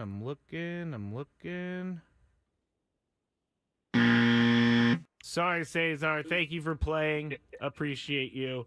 You got through a couple of them, Cesar, so that wasn't too bad. But that is the rules of the game for today. So we go to our next contestant. Let's go to Aaron in Oceanside. Hello, Aaron. Aaron. Hey, how are you? Pretty good, pretty good. Do you kind of get how the game goes? Yeah. All right, there's no strikes if you name the same one because no one's writing them down out there. So let's see. Cesar got it wrong. Sam, you're up. How about Yordan Alvarez? Ooh, Yordan Alvarez is a good one. He is correct at 35 home runs. Mm-hmm. He is the 11th most home runs in Major League Baseball last season. All right, Aaron, you got one? How about Schwarber? Kyle Schwarber? Kyle Schwarber. Probably in there. That's a good one. 38 home runs. He is 8th. How about Bryce Harper? Bryce Harper is in the top 25. 30 home runs last season. 20th most. What do you got, Aaron? I hate to say it, but how about Teoscar Hernandez? Teoscar Hernandez. Ooh, nice 33 home runs for him. Nice job. Tied for 14th. How about let's think. Let's stay East Coast. How about Gunnar Henderson of the Orioles? Gunnar Henderson. Correct. Okay. 37 home runs, 9th most. Wow. 37. All right, Aaron. Bobby Witt Jr. Great answer. That is a great one. Bobby Witt Jr. 16th with 32. Tied it for 16th. Stay in the American League. How about Vladimir Vladdy Guerrero Jr.? He is definitely in there. 30 home runs, tied for 20th. Okay, Aaron.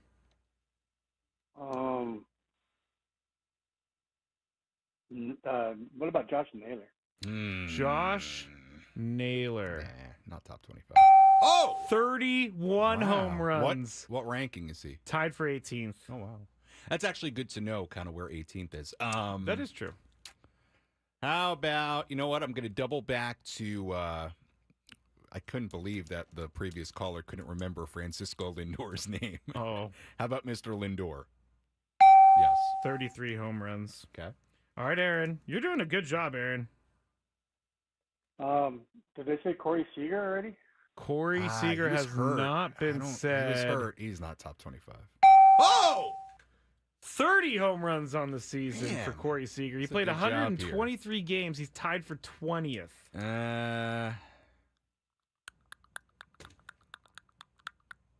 How about Anthony Santander of the Warriors? Anthony, one of my favorite names, Santander. Yeah. He's definitely in there. 44 home runs, third. That would be such a nice player for the Padres. He's going to cost a lot of money. He plays first base, right? Yeah. Be great. Aaron, what you got? Oh, Ozuna. They say Ozuna. Oh, God, that's an Ozuna. obvious one. Good job. 39. He is fifth, tied for fifth best. You guys are really doing a good job. How about is Freddie Freeman top 25? Freddie Freeman. I have to go to the second page to confirm. I don't see it. Oh! I just want to make sure before we go on back to Aaron. That's one strike for you. Okay. That doesn't matter, though. No, Freddie Freeman's not on the list. And we are doing a list of the top 25 home run hitters in baseball in 2024. So we're just naming them. Aaron is doing a great job. Aaron, what you got? Matt Olson. Matt Olson. Ooh, he had a somewhat struggle year, but it is correct. 29 home runs, tied with Manny Machado for 24th. Sam?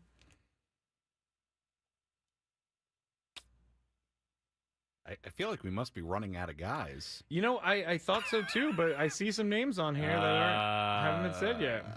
There's a couple really tough ones. You're gonna have to really think.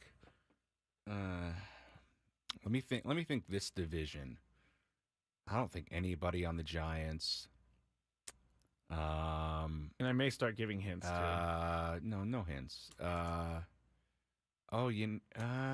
on the Rockies. Diamondbacks. You know who we haven't said? Who had a great year? Who?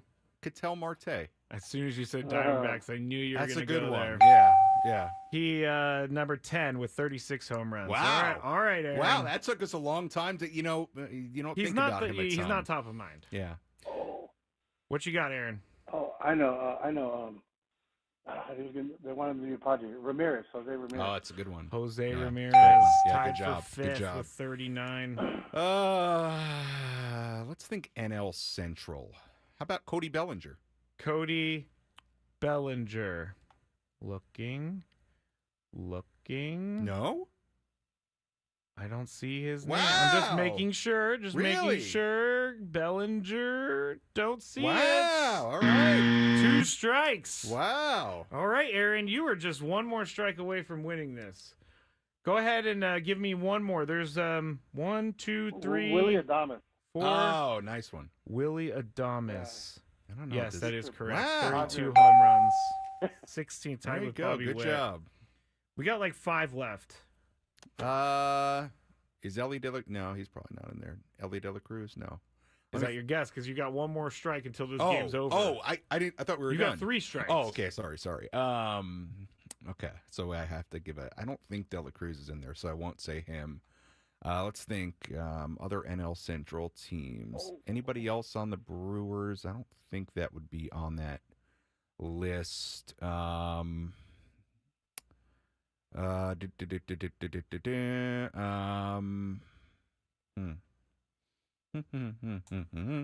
even answer. How about anybody else on the Phillies that would be on that list? Probably. Is Nick Castellanos on that list? Nick Castellanos. Is he on the list? He's not on the first page. He is not on the second page all right, either. There we go. Aaron, you are the winner. Nice job. You hung in there, naming all the names. Yeah. So stay on the line. I'm going to get your information in the break. But Sam, nice job. That's actually really nice job. It's hard to do to think of just random guys. Yeah, this is what we do basically for Chris's Fantabulous Sports Game Show, which I did win this week. And Tony, who else is on the list that we didn't say? Tony gave it away. before I get to that, Chris vs. the Fans is usually done here, and it's presented by SD Fat Loss. Lose 20 to 30 pounds in just 60 days. Visit sdfatloss.com to schedule your free consultation. Other guys on the list, you have Hamburguesa, Jake Berger. Yeah. Okay. Shea Langoliers. Oh, I would have never guessed him. 29 home runs. Eugenio Suarez. That's a good one, yeah. Tyler O'Neill. Okay, I probably wouldn't have guessed him. And I think the final one, I'm looking. Yeah, the final one that wasn't said would be Cal Raleigh. That's a good one, catcher for the Mariners. Oh, so we kind of got most of the star guys that you would think were. No, you guys would have been pretty amazing if you were able to figure out Shea Langoliers. Yeah, Shea Langoliers I probably wouldn't have said. I mean, Cal Raleigh's another tough one. Berger is another tough one. Yeah. Corey Seager, I'm pretty surprised. Did we say Tyler O'Neill? I thought Seager was hurt more of this year than maybe he was. He played 123 games this season, 475 at bats. Because he had the what did he have? Was it a hernia? Was it a sports hernia? Was that what it was? And I just thought maybe that happened. He was shut down on September 12th. In my head, it was earlier in the season. That's why I was not thinking Corey Seager. That's okay. That's all right, Sam. Everybody's going to be okay. Thanks for playing, Aaron. Thanks for calling in, everybody. When we get back, more Sammy and Skraby. Somebody commented here, and I know I just kind of absolutely ran over your now send I break. know what Chris feels like. But somebody said here Rafael Devers, who is not on that list, huh? Oh, that is a good one. Devers isn't in the top 25? Devers. Really? Let me just search his name real quick. He's 28th. Oh, wow. Okay. Yeah, he's just outside. Go to break. Oh. You can go to break now. Oh, thank you, Remember, Sam. I'm producing. Sam is the one who is producing today, so he told me I can go to break. When we get back, more fun with Sammy and Skraby on 97.3 The Fan. From the night.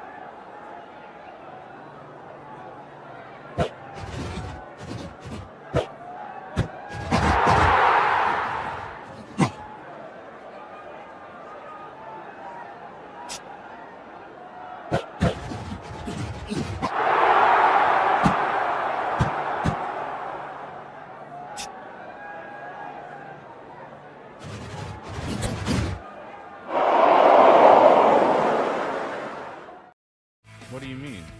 Never mind. Let's go forward. Every time you bring it back from break here, my headphones are so low. Are you playing with something there? No, not at all. You're saying that I did it. I don't know. Well, Every I think time we Chris come back- Ello may have No. broken it because he listens to it so loud. Well, it's funny you say that. I don't know if you know this because you don't sit here often. Yeah. But the headphone jack at this seat doesn't really work. It's very, very touchy. Hey, guess what, Sam? The headphone jack at this seat is very, very But the one touchy.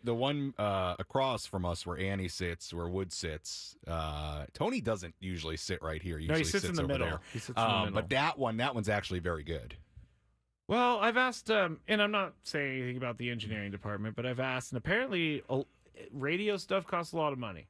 And Yeah, they're very sensitive. like I have to sometimes hold my thing so they're it very touches a certain sensitive. part of Yeah, the they're metal very in there so I sensitive. can hear everything. That's okay. But we're not complaining or anything. No. I love being up here in the Odyssey Palace. I mean, I used to, before I got here, I worked at a radio station that did not have windows to the outside. They only had a window to a hallway. We literally looked at a one wall. of my favorite things to do when I'm on the radio here in the studio is right around now, 4:25 p.m., is to look out at the 15, the highway, and see all the cars. And right now there's some traffic on the 15 right by Arrow Drive where the studios are located. You might be driving by right see it. now. We I may see be it. seeing you. And I like to think about how many of those people in their cars are tuned in right now.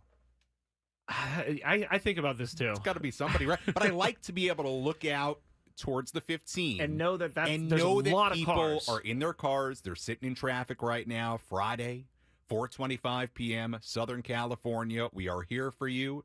We're with you. Entertainment up until 7 p.m. Live and local. One time, I was walking. I was at a grocery store. I was walking into the grocery store, and there was a car sitting there, and it was playing our show, but I wasn't there because I had something else that I was doing that day. And it was very strange for me to listen to the show as I was just kind of like standing there because it's just so weird. It's like an out-of-body experience a little bit, even though I wasn't there or my voice wasn't on it or anything like that. Have you heard that before? Going through and hearing yourself?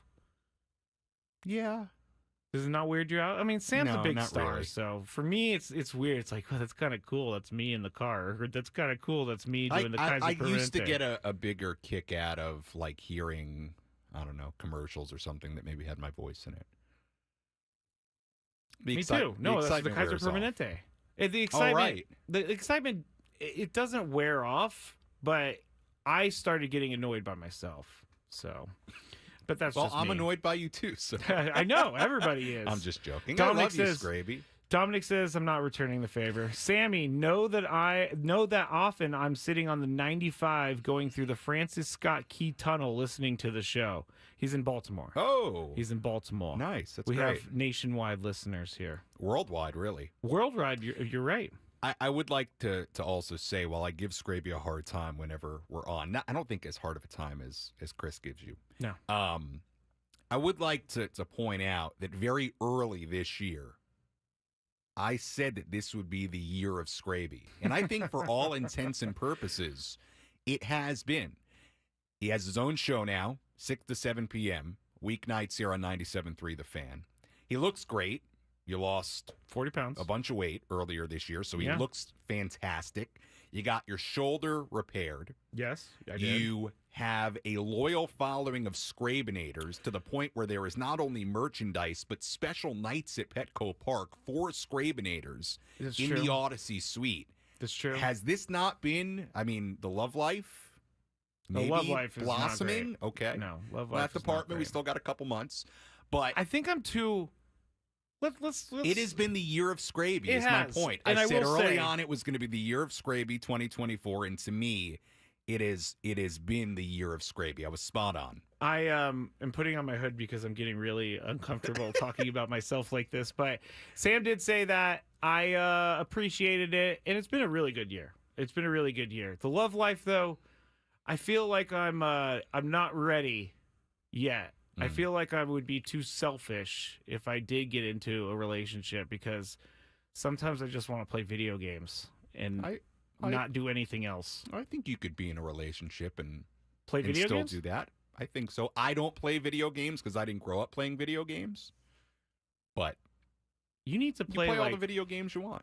I've been playing a lot of Call of Duty. Maybe Black you Ops need 6. to find somebody who also likes video games. See, that's the thing. I've dated people before who are like into the same stuff I'm into, and I think I need someone who's not into the same stuff because I like fair. to do that stuff by myself. And I don't want to have to be like, I'm going to go play video games. Honey, you want to play?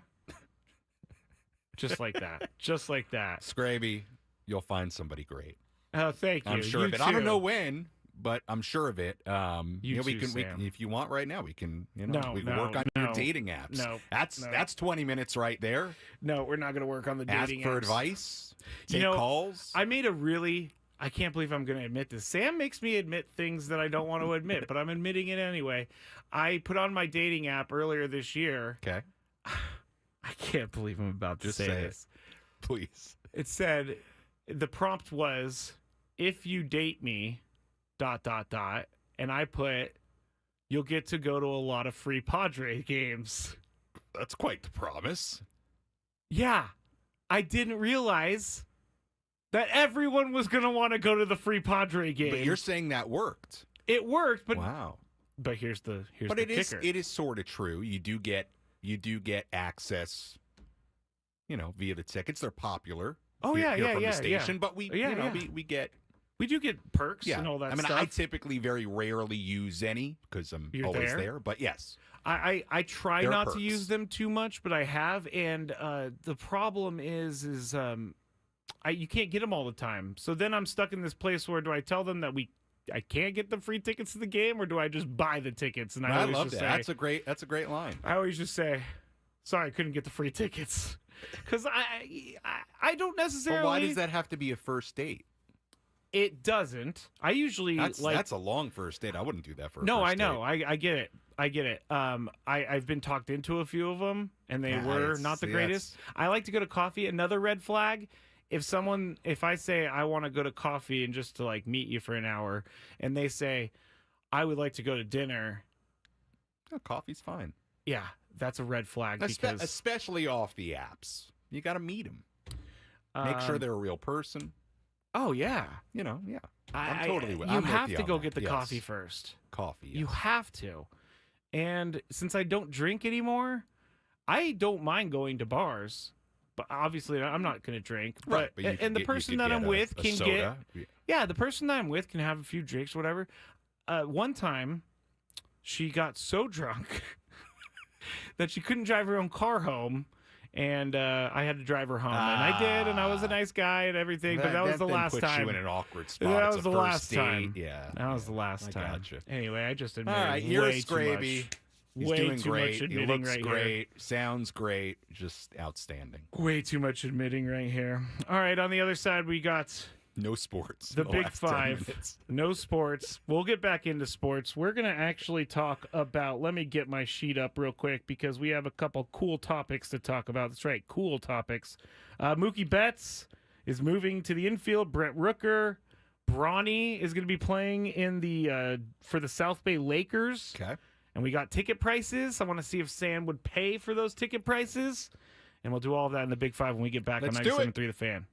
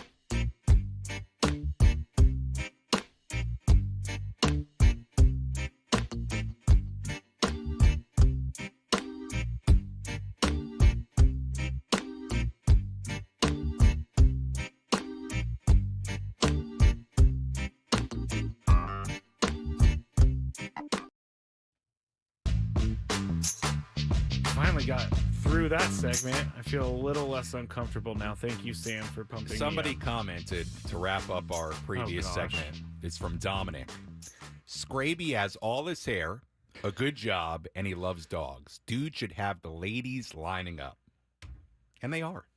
I just, I don't want to talk about this It's anymore. a great point on the hair, though. You I do have a great head of hair. We say this many times on the show. Great I have head the of hair. best hair on the show between Gwynn, Chris, and myself. You Tony may doesn't have hair. You may have the best hair at the station. Ooh, I don't know about that. Let's see. I don't know. Ben Maybe has I good do. hair. Actually, both Ben and Woods, good hair.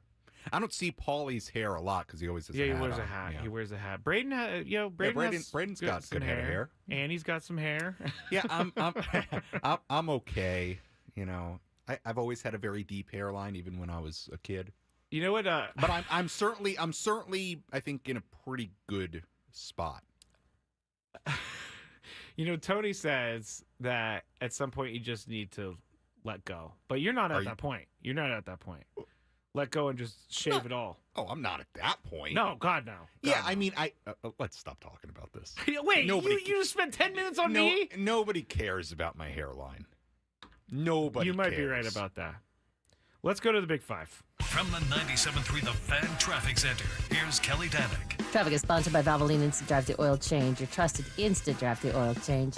Seen plenty of activity on our roads this afternoon, guys. Collision on southbound 15 at Felicita. Those vehicles are over to the right shoulder. Further down, just before the 56, another crash. This one is partially in the HOV lane. A couple vehicles involved.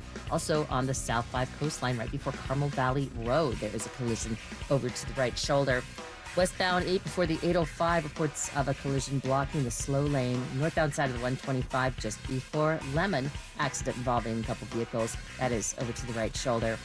Stop by any of the 30 San Diego Valvoline Instant Oil Change Centers. You don't have to get out of your car. It usually only takes 15 minutes or less. Plus, get a free courtesy check of your tires and battery. Visit SoCalOilChange.com for directions and discounts. SoCalOilChange.com. I'm Kelly Danick with Gwynn and Chris, San Diego's #1 sports station, 97.3 The Fan. It's that time of the show when we check on the latest in sports. Only the most important topics and questions are brought to light. Stop what you're doing and listen. These news stories will astound and amaze you. The one, the only. Oh my God, who the hell cares? The Big Five starts now on 97.3 The Fan. All right, let's get right into it.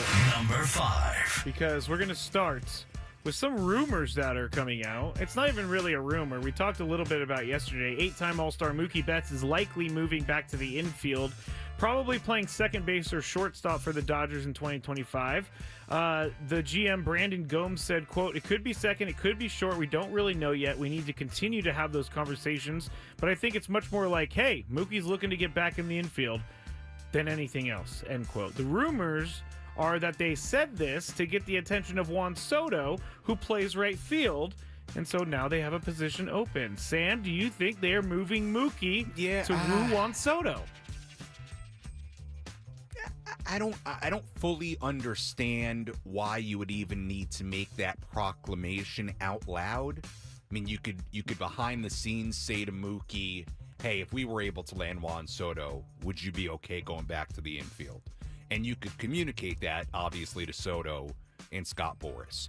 I'm not totally clear what the goal is of putting this out in the public is. Unless you're going to get Juan Soto, I don't fully understand moving Mookie Betts again at a right field where he's great. Yeah. I'm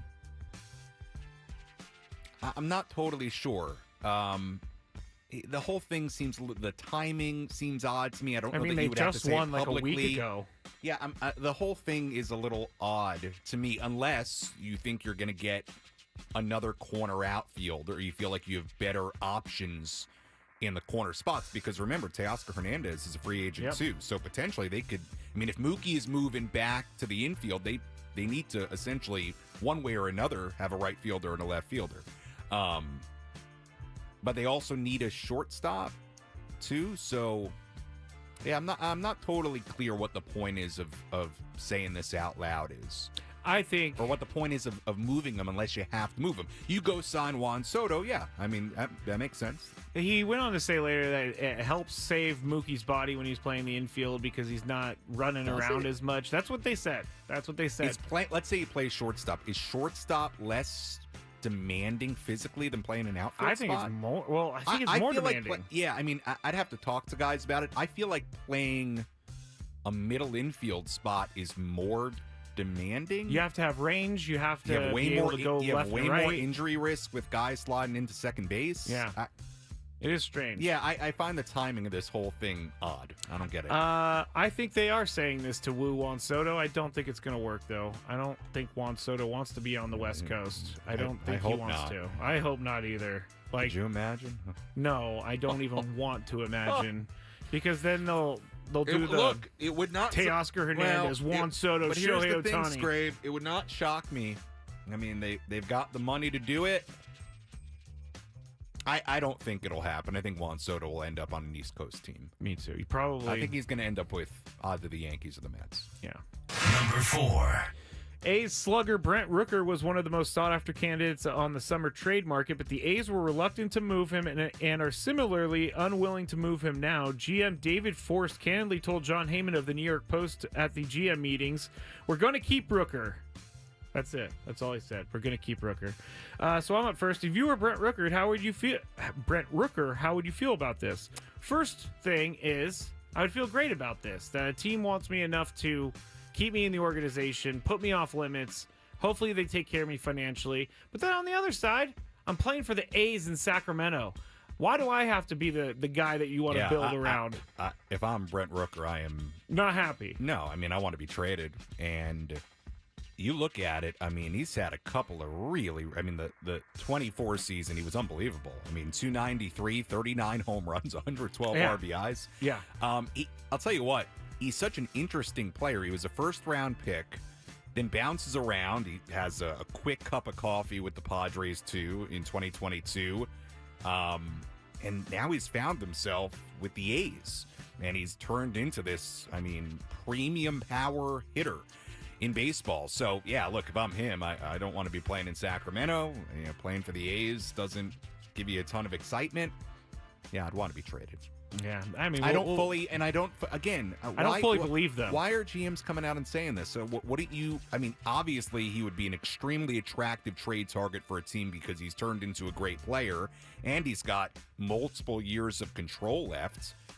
If you're the A's, why wouldn't you be open to trading him? What are you, unless the thinking is, but you're still a few years away from going to Vegas, like, I can't think you're thinking like, well, when we go to Vegas, it would be nice to have like a premier name that's with us. But that's a ways away. Rooker's not. But it's also ways away. That's years away still. It is years away. Yeah, I don't get it. Why are these GMs saying all this stuff? I think maybe they're trying to tell teams like, hey, maybe they're trying to drive with the price. Like, if you want him, you're going to have to pay for him. There's all these mind games that these GMs play all the time. Look, they've got they've got more than a couple of guys. They've got some nice players. Mason Miller could be traded as well. But he's another interesting candidate because, he has control until like 2028 or something. Maybe they think they're going to be okay. They were not nearly as bad as they were in 2023. It's true. Forget the Sacramento part and the weirdness of the whole situation. Maybe they think they're actually building something that's going to be not so bad in 25 and beyond. That could be part of it. Do you think that when he pulls up every day to his A's parking spot and he walks into the portable trailer that is his new clubhouse, he's going to think, man, I want to be traded to a place that actually has a real clubhouse? Yeah, I don't know. Number 3. According to reports, Bronny, LeBron James' son, is expected to make his debut with the South Bay Lakers, and the game is already sold out. The get-in price is $189 for this, making it the most expensive game of the week. Sam, you're up first. Would you pay $189 to see Bronny? Look, I'd love... I'd be happy to go to a game. I don't think I'd spend $180 to go see Bronny. The correct answer. I think part of this, too, is how many seats is Where do they play? The UCLA Health Oh, yeah, they play, Training Center? Yeah, I believe that's where UCLA plays. No. This says... It's not? I think that's where the game, they must have a facility there. How many people does it hold? That's got to be part of it. It must maybe be a really they play, small... actually, I'm sorry. Maybe they play in their practice. Maybe, I don't know. Yeah, anyway. You're not paying $189 to see Bronny. No, I don't What find would it that you exciting. pay? I don't know, $30? Okay, that's fair. I was gonna say $25. Yeah, I mean, I don't quite understand. I do understand the fascination with Bronny James. I don't understand the people that are paying $189 because he's not that good yet. You're not going to see him do much of anything yet. You want to see a guy sit on the bench? You could pay $189 to do that. Maybe he's going to play a lot. Maybe they want to get him to play a lot. Yeah, I would assume he's going to play. I don't know. That seems pricey, but small venue, not many seats. Someone's saying it's an Oceanside, but I have a hard time believing it's an Oceanside. It doesn't look like that. They're playing no. Yeah, and Adam no. reminds me that it's Pauley Pavilion that the UCLA team plays in. So Right. I think the South Bay Lakers, I think they play in some sort of venue that is also the Lakers training facility. There you go. I don't know if it's the same court, but that's what I'm inferring here from my quick research. All right, well, if you want to see Bronny, we're close enough. I mean, I would go up there if it was the price is right, just to do something new. But I assume the South Bay Lakers play the San Diego Clippers at some point in Oceanside, so we could go up there for that. That is true. Great thinking. Yeah. Front Wave Arena. We can do up that. in Yeah, I'd love to go. Number 2. Maybe we can go on a double date. I don't ever have a date, so it'll just be me and your date and you.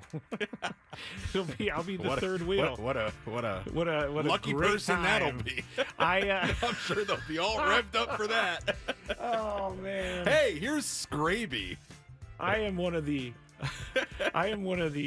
best third wheels on the planet. Oh, okay, goodness. I don't know if I hit 2. Number 2. The 2023 we NFL better hurry Offensive up here. Player of the Year is back. 49ers head coach Kyle Shanahan announced running back Christian McCaffrey will be activated off of injured reserve on Saturday. That will allow him to make his 2024 season debut against Tampa Bay in Tampa. Shanahan said, we'll take him off IR tomorrow unless something crazy happens. He's going to be playing on Sunday. I'm up first. What do you expect from him in the first game? Don't expect much. I expect maybe 10 carries. Okay. 10 carries, maybe a couple passes. Yeah, I expect a more limited workload. What's interesting about this is that it was such a late scratch on that Monday night game to open up the season, like a real surprise that he didn't play. I have not followed this. He's been out with the same thing all this time? It's Achilles tendonitis in both of his Achilles. Wow. And yes, he's been out this entire time. They kind of pulled a fast one on everyone in the first week because the 49ers were playing Monday Night Football. Didn't say anything against said, the Jets. Yeah, said Friday before. Oh, he'll be ready to go, and then they sat him out, and then they put him on IR. So he's gonna be. He flew to Germany to get like German medicine. Okay. I don't know. I don't want to say like he got like what is it? PRP, platelet. I have no idea. Plasma. You can inject platelet-rich plasma. Right. I don't know. Speaking of the Jets, what a disaster. They won a game. Awesome. Cool. Congrats. You were so excited for they won a game Aaron against Rodgers. the Texans where they don't have any receivers and their offensive line was brutal. Good point. Number 1. For a league that often trumpets its desire to grow its audience in Europe, the NFL has a weird way of showing it. The matchups that the NFL has inflicted on crowds in the United Kingdom and now Germany have been really bad. There have been 42 NFL games in Europe since the NFL first brought its product overseas in 2007. Of those, only 2 have pitted a pair of teams with winning records, a matchup between the Giants and Packers in 2022, and one between the Chiefs and Dolphins last season. Sam, do they need to send good teams to grow the NFL in Europe? I don't. Does it really matter?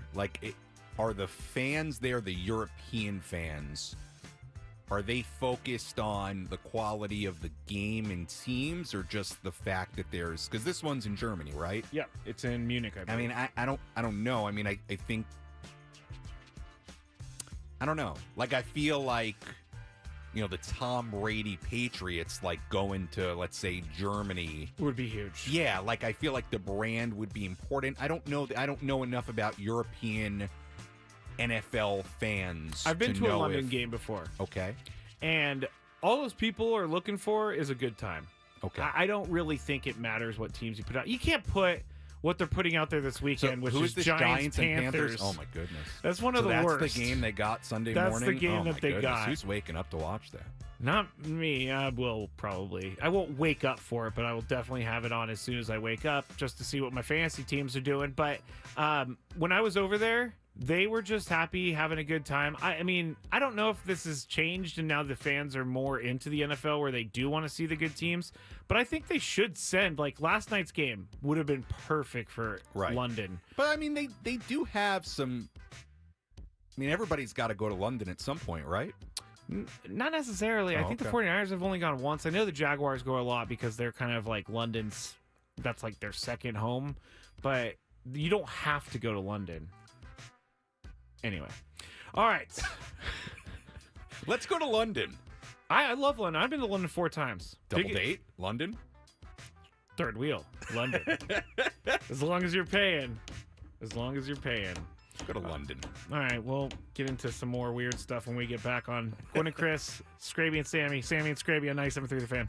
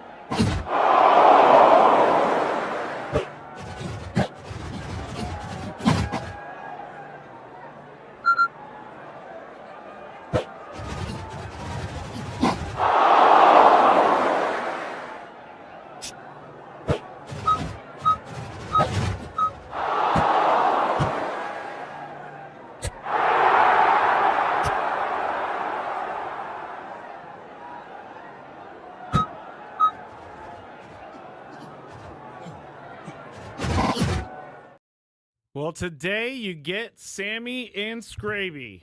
Chris calling the Aztecs women's basketball game up at UC Davis. Actually, it just started right now. I'll check in on the score in a little bit. Tony is taking his first day off since the Padres season ended.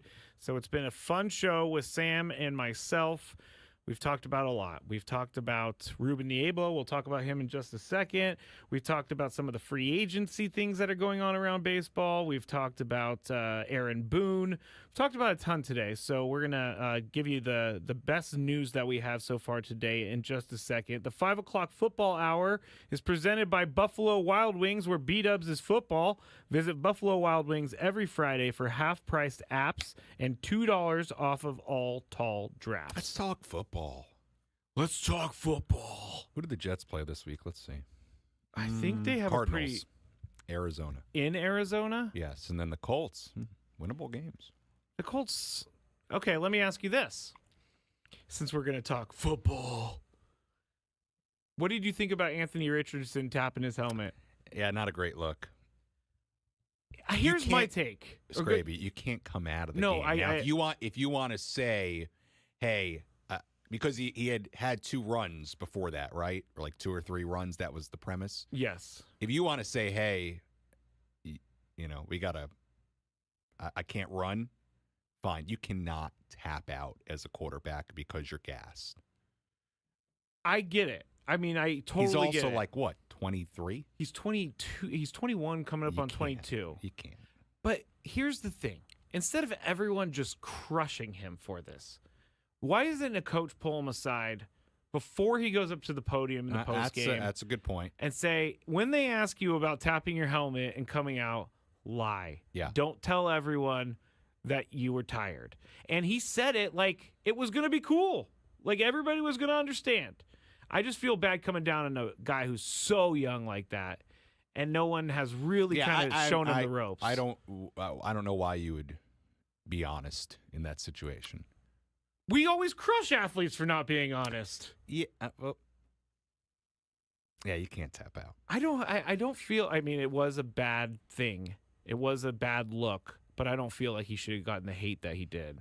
He got a lot of hate. I mean, he plays for the Colts. The Colts are a poorly run organization. He got benched. He got benched, which he probably should have gotten benched. He wasn't playing great. And I just think that you're ruining that guy's confidence by letting him hang out there to dry when everybody's throwing insults your way. But he seems to have a good outlook on the whole thing. So I hope that he figures that one out. What did you think about DJ Moore? Did you see that? Wide receivers for the Bears. He walked off the field during a play where it was still going on. The Bears have had some issues lately with the Hail Mary against the Commanders, where Stevenson, the safety or corner, was talking to the crowd, and then he tipped it to the guy in the back of the end zone. And then last week it was DJ Moore walking off the field, and then the media asked him, hey, you realize that's a bad look, right? Because he said he hurt his ankle, and then his momentum took him out of bounds, and he just kept walking towards the bench, is what he said. But you realize it's a bad look, and he goes, you guys are going to say what you got to say. So the Bears have problems, and I don't know how you get that back under control. I don't. Talk about your team, the Jets. The Jets, what about them? They're out of control, 3-6. I mean, 3-6. Aaron Rodgers controls everything. Same old Jets. I mean, growing up, I was not a big anything fan except for baseball growing up. So I did not live and die with the Jets, or the Knicks. But yeah, I mean, it's I do watch them now, and I was excited last year, and obviously that was with the Rodgers injury that was dissipated very quickly, and it's just I will say this: I was wrong about I did not mind the firing of Saleh. I just I wasn't a huge fan. His record with the team was not very good. Like I didn't really understand what he brought. He was obviously a defensive guy, but anyway. So I didn't mind it because I kind of felt like, hey, you've got a really good roster here, and it's worth just trying to shake it up and see if you can salvage the rest of this season. I will say I think I was wrong, though, because the defense with Ulbricht now in this head coaching spot, the defense is a huge problem. They've taken a major step back. Well, And yeah, the defensive coordinator now has to be a head nearly as coach. good. So I will say, I think it was a mistake to basically disrupt this defense and weaken this defense. However that's happened, man, I view it as, you know what, you probably would have been better off just keeping things intact. You should have either fired Salah at the start, before the season, or at the end of the season. But disrupting your defense, which had been pretty good and should be good based on the personnel, I actually think it was a mistake. Now, at the time, I didn't see it, but seeing now the result, yeah, I think it was a mistake. I think it's a mistake to fire any coach in the middle of a season. I think, and it rarely works. It never works. Well, sometimes there's a little bump from it for like a couple weeks, right? But you're also, I mean, that was early. I mean, what was it, week 6? Yeah, 6 or 7, something like that. You're asking for a lot, and it's not like you had some guy waiting in the wings who has this wealth of head coaching experience. I mean, you promoted a guy who's never done it. Yeah, it's a whole different world. Like when I worked with the former NFL player, he was trying to explain to me, like, when you're the head coach, when you're the defensive coordinator, you have one thing to worry about. When you're the head coach, you have about 20 things to worry about. And when you're the head coach and the defensive coordinator, you have, like, basically your mind is just constantly going. You don't have time. You don't have really time to think, should I call a timeout here?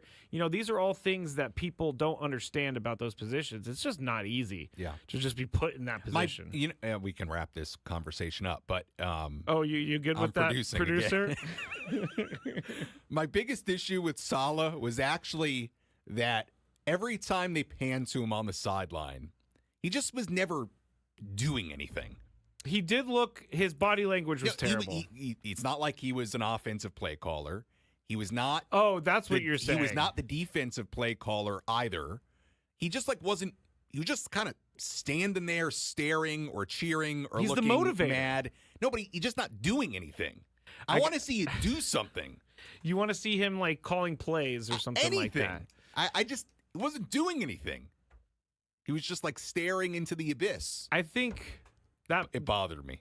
I was wrong. They shouldn't have fired him. I was wrong. I think he knew once Aaron Rodgers came to the team that his time was limited. Because Aaron Rodgers will control. Even though Woody Johnson didn't. Yeah, but had they got off to a much better start, I mean, he would still be here. Of course. I just think it's weird when you fire a coach, and especially like Antonio Pierce for the Raiders. I've said this a million times. Whenever the head coach fires the coordinators, it's just such a cop out for me, because you're the head coach. You're ultimately the guy who answers. So why aren't you firing yourself, bro? No, that never happens. I know. All right, baseball news. Ruben Niebla, pitching coach for the Padres. A new multi-year contract for him has been finalized. He is going to be back with the Padres. We talked about it earlier. Sam thinks it's a big deal. Yeah, look, I'm not surprised based on the job that Ruben's done, and I think his feelings about being in San Diego and what we heard from A.J. Preller last week earlier this week during the Mike Schilt press conference. I don't think it's any big surprise. I think if the Padres and Ruben Niebla weren't able to work out a new deal, I think he would be extremely highly sought after. He's done an outstanding job, and guys love him. I mean, talk to anybody on this pitching staff, anybody that's come over via trade or free agency. I mean, everybody, every pitcher I've spoken to in that clubhouse, they speak extremely, extremely highly of Ruben Niebla. I think his reputation throughout baseball is really, really respected. So it's great. I mean, it's what should have happened, and it's good to have him here for a while longer. And obviously, I think both sides really enjoy having each other. So it's great. I love the continuity of having Victor Rodriguez and Mike Schilt and Ruben Niebla and presumably most of, if not all, this staff back in 2025. They won 93 games last year. Yeah. I mean, this staff deserves to come back the way it was. And, you win 93 games and you have one of the better seasons in franchise history. You deserve to come back and get extensions and do whatever you have to do with those deals. So, yeah, it's great. I mean, he's been outstanding and I think a big part of this team and this organization. Yeah, I mean, Mike Schilt came in. I said this the other day. I think it was really important for him getting the job that he was already in the organization, kind of behind the scenes. He was in the shadows for a couple of years, and he got to learn all about the way they do things. He got to learn about AJ Preller and the way he does things. He got to learn about the players. I think that's a huge part of it, because we've heard in the past the rumors that AJ Preller and the manager may butt heads at times, but it didn't seem like that was the case at all last year. Yeah, they seemed that it was a word that was used even before the year started. They seemed very aligned. And it seemed, yes, aligned, a good alignment. So you hope it continues. AJ did a terrific job last year. We talked about it earlier. I think he's going to have to do a similar type of job this year and hit on a lot of different things successfully for this team to maybe have the degree of success they had in 2024. So, yeah, it's important to have alignment and feel good about who you're working with. And obviously, look, we can talk about alignment. We can talk about personalities. We can talk about coaching staffs and managers. Reality is this. You win 90-plus games year after year, you're going to be in just a fine spot. So. Were you surprised that AJ Preller didn't even rank in the top 3 for Executive of the Year? It went to the Brewers, Matt Arnold, and I believe it was the Royals and the Guardians after that. Yeah, I was surprised. I think the other 3 did good jobs. Like, I'm not shocked that they were right there. But I thought AJ, should have been right in that conversation or won it. I mean, he did an outstanding job. When you put into context shedding nearly $100 million of payroll and then winning 93 games, and I think the moves he pulled off between the Cease trade, the Arise trade, the bullpen moves at the deadline, flipping Juan Soto into Michael King and flipping that into, Drew Thorpe into Dylan Cease. Yeah, look, AJ that was his finest work a year ago. It was. So, yeah, very deserving. I was surprised he was not at least in the top 3. Now, those other guys, the Guardians on a budget, had a great year. The Royals were very active in free agency, had a really nice year. And who won it? Matt Arnold of the Brewers. Yeah, Brewers had a really nice year. I was surprised that AJ didn't finish at least top 3. I think all the awards are starting to come out in the next 10 days. Next week. Yeah, next it starts. week. So Major League Baseball. What are they doing? They draw this out. I know. Let me say something. Let me here. give the floor to Sam. Well, number one, and I've thought this forever, they draw out the awards over the course of, I don't know, a week and a half, 2 weeks, and little by little we get the awards. Keep in mind, these are voted on before the playoffs begin because they're the regular season. Yeah. Not only do they draw it out, why does it take the World Series ended what? Like a week and a half ago? Why aren't they right on it after the World Series? I don't know why they don't do why did they do nothing this week? They did the Executive of the Year. Well, I don't, and I know they have the GM meeting, but what is that? I mean, what does that have to do with announcing awards? You can announce awards anytime. No, you can. I get it because those guys aren't showing up. You They're are putting the awards, in my opinion, more out of sight, out of mind when you're announcing them in the middle of November, weeks after the season ended. And I believe they're only announcing on MLB Network. Like that even further limits the exposure. I'd even be in support of because there are leagues that announce this stuff before the playoffs start. Let me think. Pro Bowlers. Oh yeah, Pro Bowlers. Right. Because, doesn't the NBA MVP get announced before the playoffs start? I think it does. Or at least maybe during the playoffs. I'm not sure. But you could even announce it at the end of the regular season. It's like out of sight. Why was nothing announced this week? And it's drawn out. I mean, And next week is kind of a weird week because the week after that is Thanksgiving, and so people are moving and trying to get work done. They should do what. Like, they're not going to have as big of an event like the NFL does, but they should do something like that where they get all the guys in a theater and I think they try to do with these all MLB. Have you seen those? I don't know what those really are. The all MLB? Yeah. It's basically like first team all American. So and I know they have some sort of ceremony with that. Oh, look, it's all fine. You make a big deal out of everything. It creates TV events. I get it. It's so drawn out. And then they wait to announce the actual winner until like an hour into they're trying the to get show. you to watch. Yeah. It's like the CFP rankings. Yeah, you know what? I get angry when I'm watching and Well, you they just want go you to over the watch. same I'm things. okay with that. That's classic, marketing. It's like the Heisman TV. Trophy. If I Yeah, want I to get know, it. I'll come at the end of the hour and Right. see who won. Who even cares about the Heisman anymore? All right, Sammy and Skraby, when we get back, we'll be talking more. I don't know. I'm going to talk to Sam in the break. I'm going to see what he wants to talk about. Pickleball? He is the Sure. You know what? I want to learn about pickleball. No, we're good. No. Nobody cares. Okay, you're right. Well, maybe we will. Back on the other side. I'll decide because I produce You are the now. producer. Yes. All right.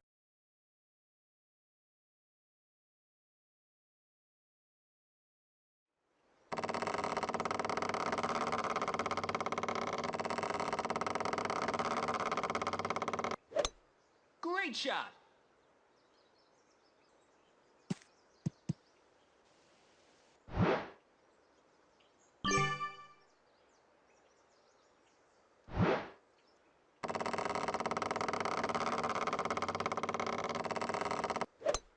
Perfect shot.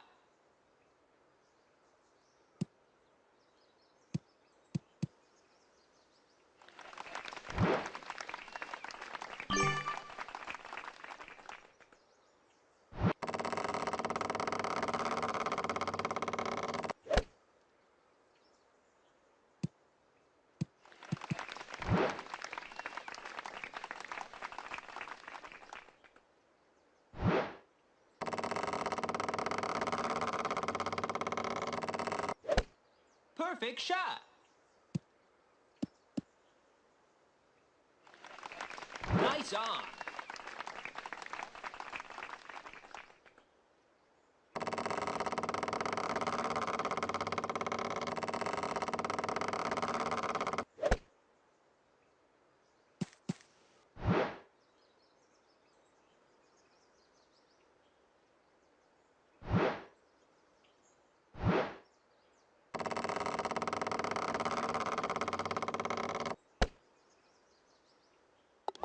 Birdie.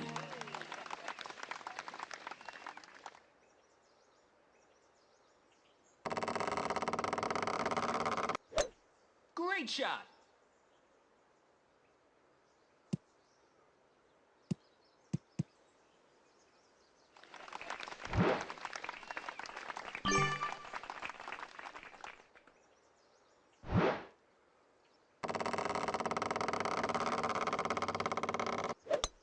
Perfect shot.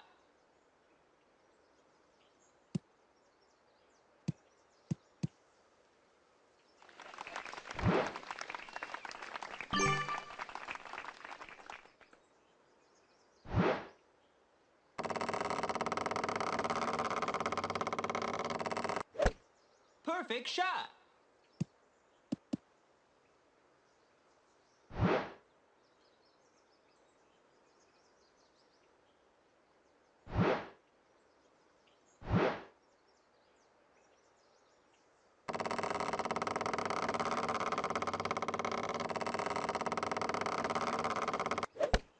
Perfect shot. Nice on.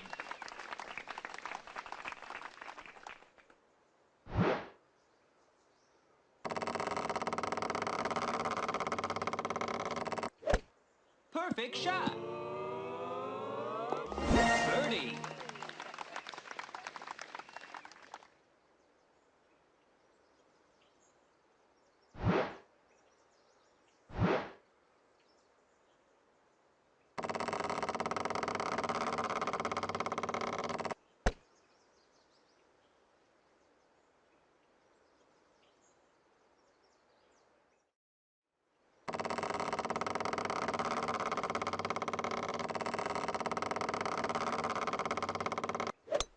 Great shot.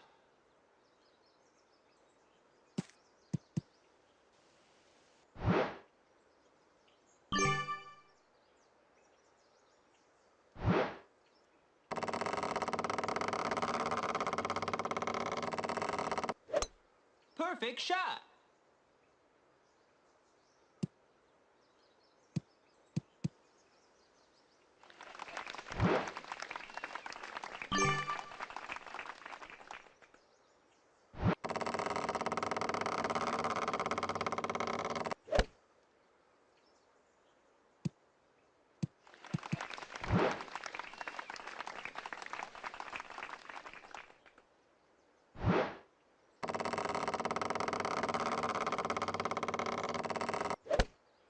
Perfect shot. Nice on.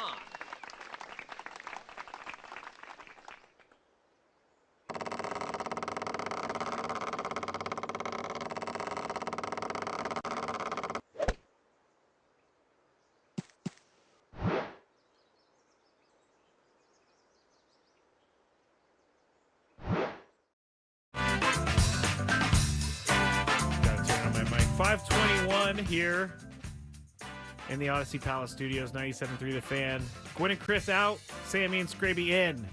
Hope you have enjoyed this show so far. It's kind of been a little disjointed, but this is like how my brain works. It's a Friday in November. It is a Friday in November. We're watching Venezuelan League Baseball on the TV right now. I don't. I It's think in one of these Miami. teams. I'm trying to figure out because I thought earlier there was a Dominican team playing. I'm trying to figure. This is in Miami. It is. One of the team is the Magallanes. I said that really bad. Yeah, I'm trying to see here. Anyway, while you look that up. International Series of Winter League Baseball. What is this? Choque de Gigantes? Yes. So which teams are in this? I'm trying to figure this out. Magallanes and Leones.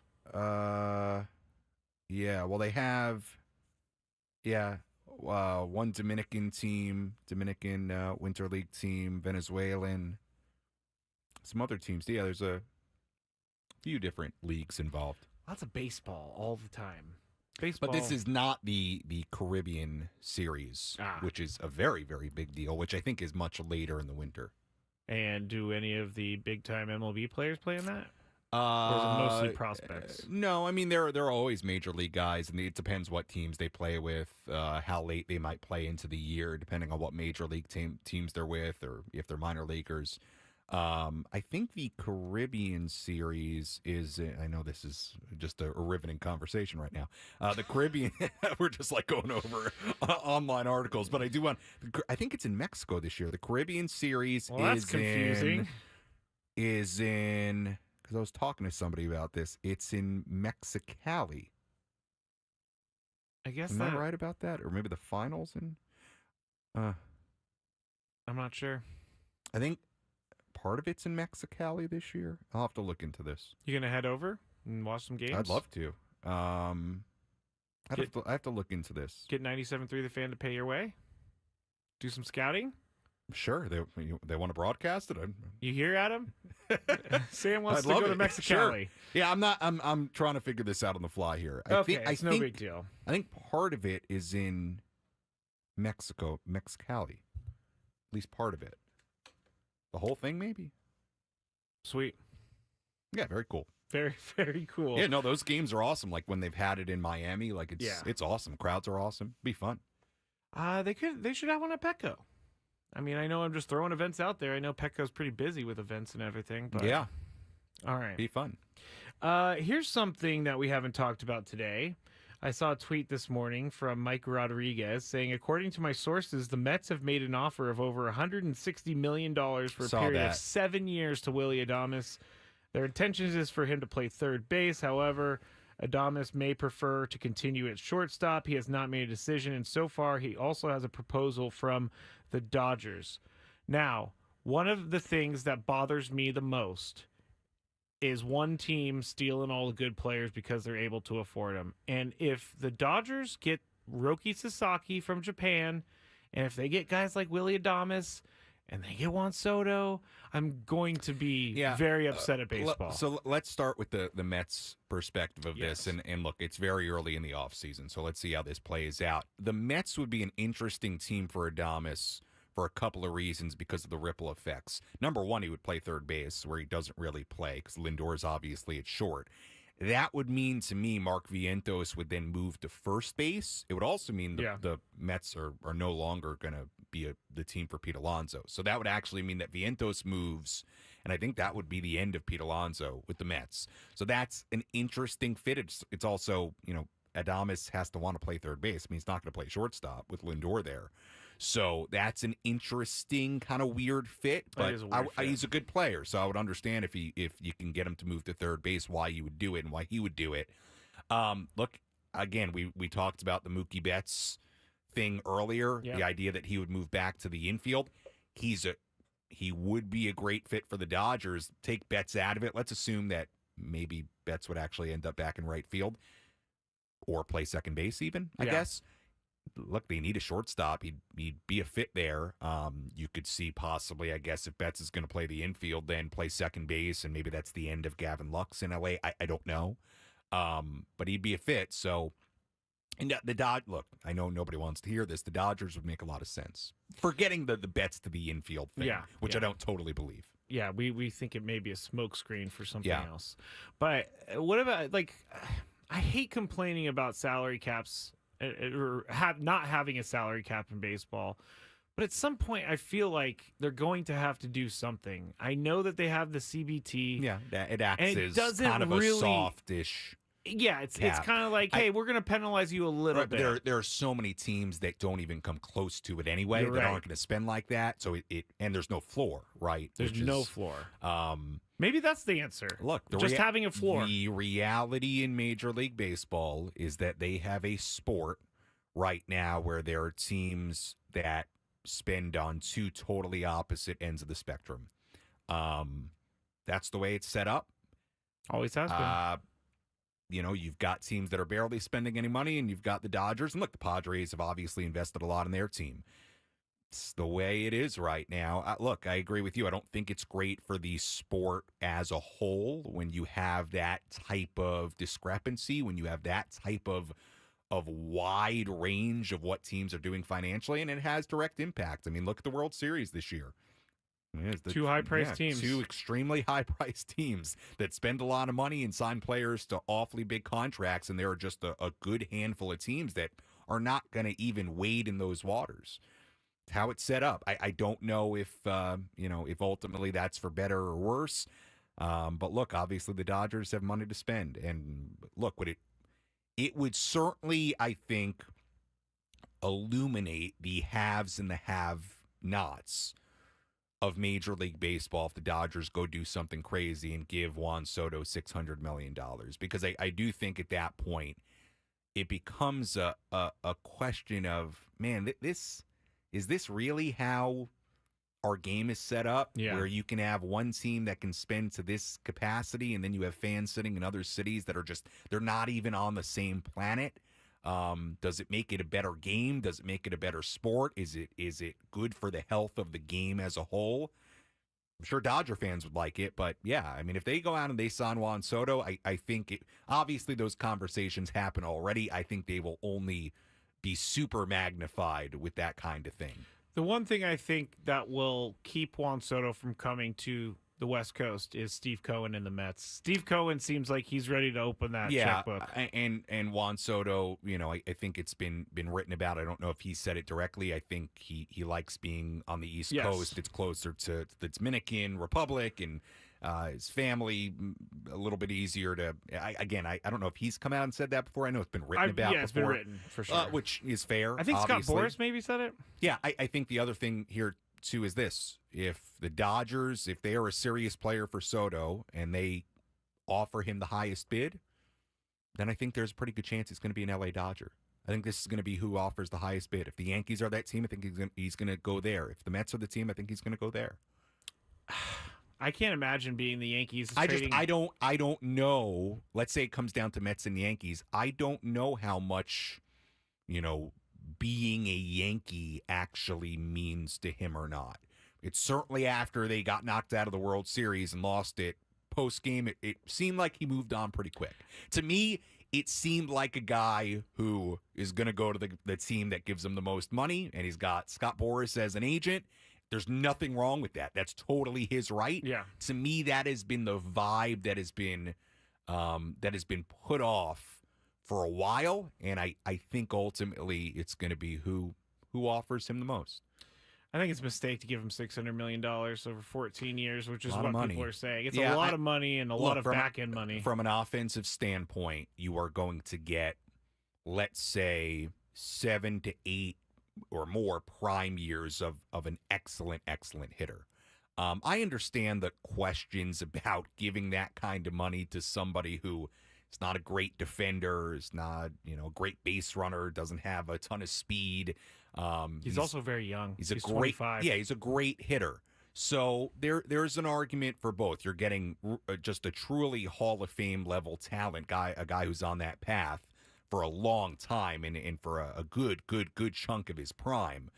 But he's also, if you're, put it this way, if you're talking $600 million, if you are approaching the 700 that Ohtani got, which is crazy because Ohtani does two things. Right. To me, yeah, I mean, Ohtani, number one, is so good offensively, and then you mix in the pitching part of it and the marketing part of it and the worldwide appeal. Yeah, their Ohtani is a one of one. And again, I'm not trying to dodge or love here. No, I mean, you're just stating facts. He is an absolute one of one when it comes to what kind of contract you are willing to give him. I totally understand if teams look at it and say $50 million a year for one player that is not, I don't want to say he's one-dimensional, but the one dimension he has that's amazing is awesome, but it's not like he's this, super complete player. But he's a Gold Glove winner. Yeah, I mean, I thought in the postseason it got exposed a little bit, yeah. Yeah, I mean... So... Yeah, we'll see. You got to be able to do. You got to be able to play defense a little bit. I think a team's gonna. It's gonna be somewhere over 500, going to 600. I mean, some team's gonna do it, and that's fine. That's fine. They can totally do whatever they want. That team. And the reality is, to your point about the payrolls, the reality is there are 2-3 teams that, if that's the number, more than 2 or 3. I don't know, 4, 5, 6 teams that would even be able to consider wade into that water of paying a guy that much. Did you hear the Rays checked in? He's not going to the Rays. I know, but they checked in. Well, they checked in. They did their due diligence. The Marlins could check in too. Maybe the A's. Maybe Sacramento wants to check in too. Oh, I would love to see Juan Soto in Sacramento. We'll see. It'll be interesting. All right, we're going to head to break. Sammy and Skraby. When we get back, Russell Dorsey of Yahoo Sports, very good MLB writer. He joined us earlier in the week from the GM meetings, gave us all of the information. He even talks about his thoughts on Juan Soto as well. So stay tuned for that when we get back on 97.3 The Fan. Ben and Wood.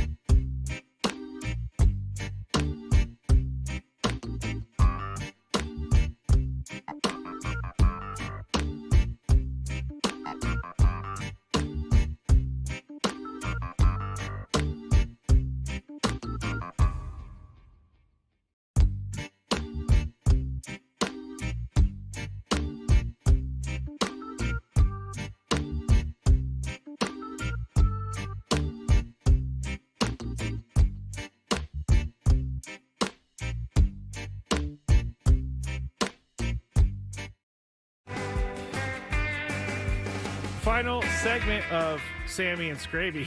Gwynn and Chris are out today. They will be back on Tuesday. Hope all of the veterans out there are doing well, and thank you so much for being there for our country. We really do appreciate it, and I don't really want to say Happy Veterans Day because I need to not be so happy, but I appreciate everyone out there for serving our country and protecting us, and doing things like having a presidential election is because of you. So thank you very much for that. We are going to hear from Russ Dorsey, Yahoo Sports. He was on with us earlier in the week. He talked about the GM meetings. He talked about Juan Soto, the Padres, all of the above. So you will hear that right after traffic. From the 97.3 The Fan Traffic Center, here's Kelly Danick. Got a number of problems on our roads this afternoon, guys. Up on 163 before the 8, collision involving several vehicles. No details as to whether that's blocking lanes, but up ahead, you do have a stalled vehicle blocking the fast lane right around University. Also, southbound 5 right around Hawthorne, there is a collision involving a couple vehicles there over to the right shoulder. Crash has cleared on eastbound 8 before Taylor Street, so traffic moving much better through Hotel Circle. West 8 cleared an accident before the 805. I'm Kelly Danick with Gwynn and Chris, San Diego's #1 sports station, 97.3 The Fan. Russ Dorsey, Yahoo Sports, joins us. He's in San Antonio at the GM meetings, and he actually had a call scheduled for earlier, but he was literally in a conversation with the GM at the time, so we had to postpone it. But Russ is here now. Russ, how are you, my friend? My guy, what's going on? How we feeling? We are fantastic. I got to ask, right? You show up in San Antonio. It's November 5th, 6th, and I would imagine that the GMs feel like it's a little too early to see guys like you. But here you guys are. They're getting ready to have all these conversations, and here you come with your recorder. I mean, is everybody in baseball mode in terms of wheeling and dealing at this point? Well, brother, I will say this. Maybe I think it's a little too early to see them. I know that's right. You know. I mean, I was out in California the entire month of October. Only got a couple days at home before getting back in action, getting everybody geared up for the off season. But no, I think a lot of GMs, they, as much as they like the time off and time away, if their teams didn't advance in the postseason, they want to make sure they get their teams better for this upcoming year. So it's a fun time. I think you already feel the buzz of the off season and what free agency potentially holds, and maybe some trades that are on the horizon. But yeah, I think a lot of the executives, even agents who are here, are excited for what the next 8 to 12 weeks have in store. Russ Dorsey, also catch him on the MLB Network. That's where I caught him yesterday, holding court. And Russ, let's just run to the Padres because I know you don't have as much time. AJ Preller, honestly, and I don't think this is just a local view, did a hell of a job last offseason. I mean, everything he did worked, and he was able to, despite lowering payroll, put together a 93-win team, the second most in franchise history. This year, I mean, who knows whether they're going to be able to increase payroll, but he has a lot of contracts that increase on their own. He also has a Joe Musgrove injury to deal with, and he has a couple of key free agents, at least in Jurickson Profar and Kyle Higashioka, and Ha-Seong Kim has already opted out. So where would you start if you were A.J. Preller? Well, look, I agree with you that I think A.J., and I think a lot of people around baseball would agree that it might be the best job A.J.'s ever done in terms of putting together a roster with the specific set of circumstances that they had, whether it was, Joe Musgrove's injury late in the year, being able to bring back Jurickson Profar, putting him at the top of that lineup, getting Fernando Tatis Jr. healthy, what they were able to do with their bullpen at the trade deadline. That was a team that a lot of people were afraid of going into October. Yeah. And I believed, talking to you guys, whoever won that series in the NLDS, between the Dodgers and the Padres, was going to end up winning World Series. That did end up happening as the Dodgers defeated the Yankees. But I think when I look at where the Padres should start, I think it is going to be that pitching again, because you have so many of your core position players locked up for the foreseeable future. You can now start to, really focus in on that pitching. And you look at Tanner Scott and what he was able to do in the back end of that bullpen. I think for me, if I'm looking at, an area where you say, okay, this is how you can ensure that you once again have the best bullpen in baseball, I think Tanner Scott, even though he has pitched so well, he is going to have a lot of suitors out there on the market. That's a guy that you likely want to bring back if it's possible. And then you can never have too much starting pitching. As you guys know, you're going to need more than 5 guys to get through an entire season and to get through the postseason, as the Dodgers showed. So I think pitching is where, to me, I would start if I was the San Diego Padres. Russ Dorsey joins us here, Yahoo Sports. And Russ, you kind of hit on it as you started to answer the first question, but it does feel like, typically GM meetings can go one of two ways. There could be like absolutely nothing happening, or it could be like it feels like it is so far this year, where there's some buzz, there's already some wheeling and dealing. Is that the sense that you have gotten since you've been down that way in San Antonio? Yeah, I think the first couple of days of the offseason and the GM meetings, it's kind of everybody's feeling each other out. Teams are feeling where other teams are in terms of the trade market. Teams are feeling agencies out in terms of the players that are on the free agent market. Agencies are doing the same thing with teams. What teams have spots on their roster available? What teams might be looking for? You have a lot of agencies that have multiple players on the market. So you have an agent like a Scott Boras that has a ton of clients, a ton of the top clients on the market, whether it's Corbin Burns or Juan Soto or Pete Alonso, all available. You might be talking to one team about 5 different players. So I think it's a feeling out of sorts. And for people that aren't, you're more aware of the winter meetings, the GM meetings kind of sets the table for the offseason. It's where teams say, okay, these are our needs. You meet with your other members of your front office. You meet with other teams. You meet with agencies, and you say, okay, where could a fit be made, right? Like, where could we improve our roster?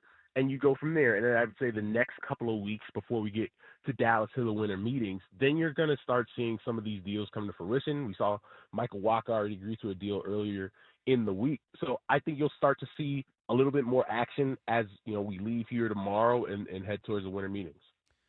Russ, what do you think's going to end up happening with Juan Soto, and how much is how much for him? I mean, whether it's the Dodgers, Yankees, Mets, those seem to be the only 3 that legitimately would seem to have a shot at it. Is he going to break the bank here, or how much is he going to break the bank by? Yeah, I think that's been most of the talk that I've had with people here in San Antonio has been the Juan Soto sweepstakes. I personally don't believe it gets to Shohei Ohtani levels, just because different player, different situation. But I do believe it'll be past $500 million. If I had to put a number on it, I would say somewhere between $550 and $575 million, and that would likely be stretched out over 13 or 14 years. That's a lot of money for a guy who showed that he can perform in the biggest of moments for you, like he did with the Yankees. So I don't know what that team is.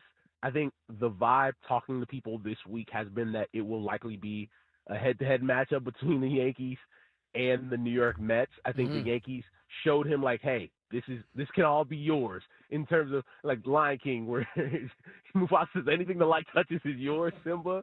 That's what Hal Steinbrenner and Brian Cashman could say to Juan Soto. But I think at the same time, the Mets actually have a real opportunity here, right? They showed a lot of Major League Baseball what they were going to be able to do going to the NLCS, Francisco Lindor, being the leader of that club.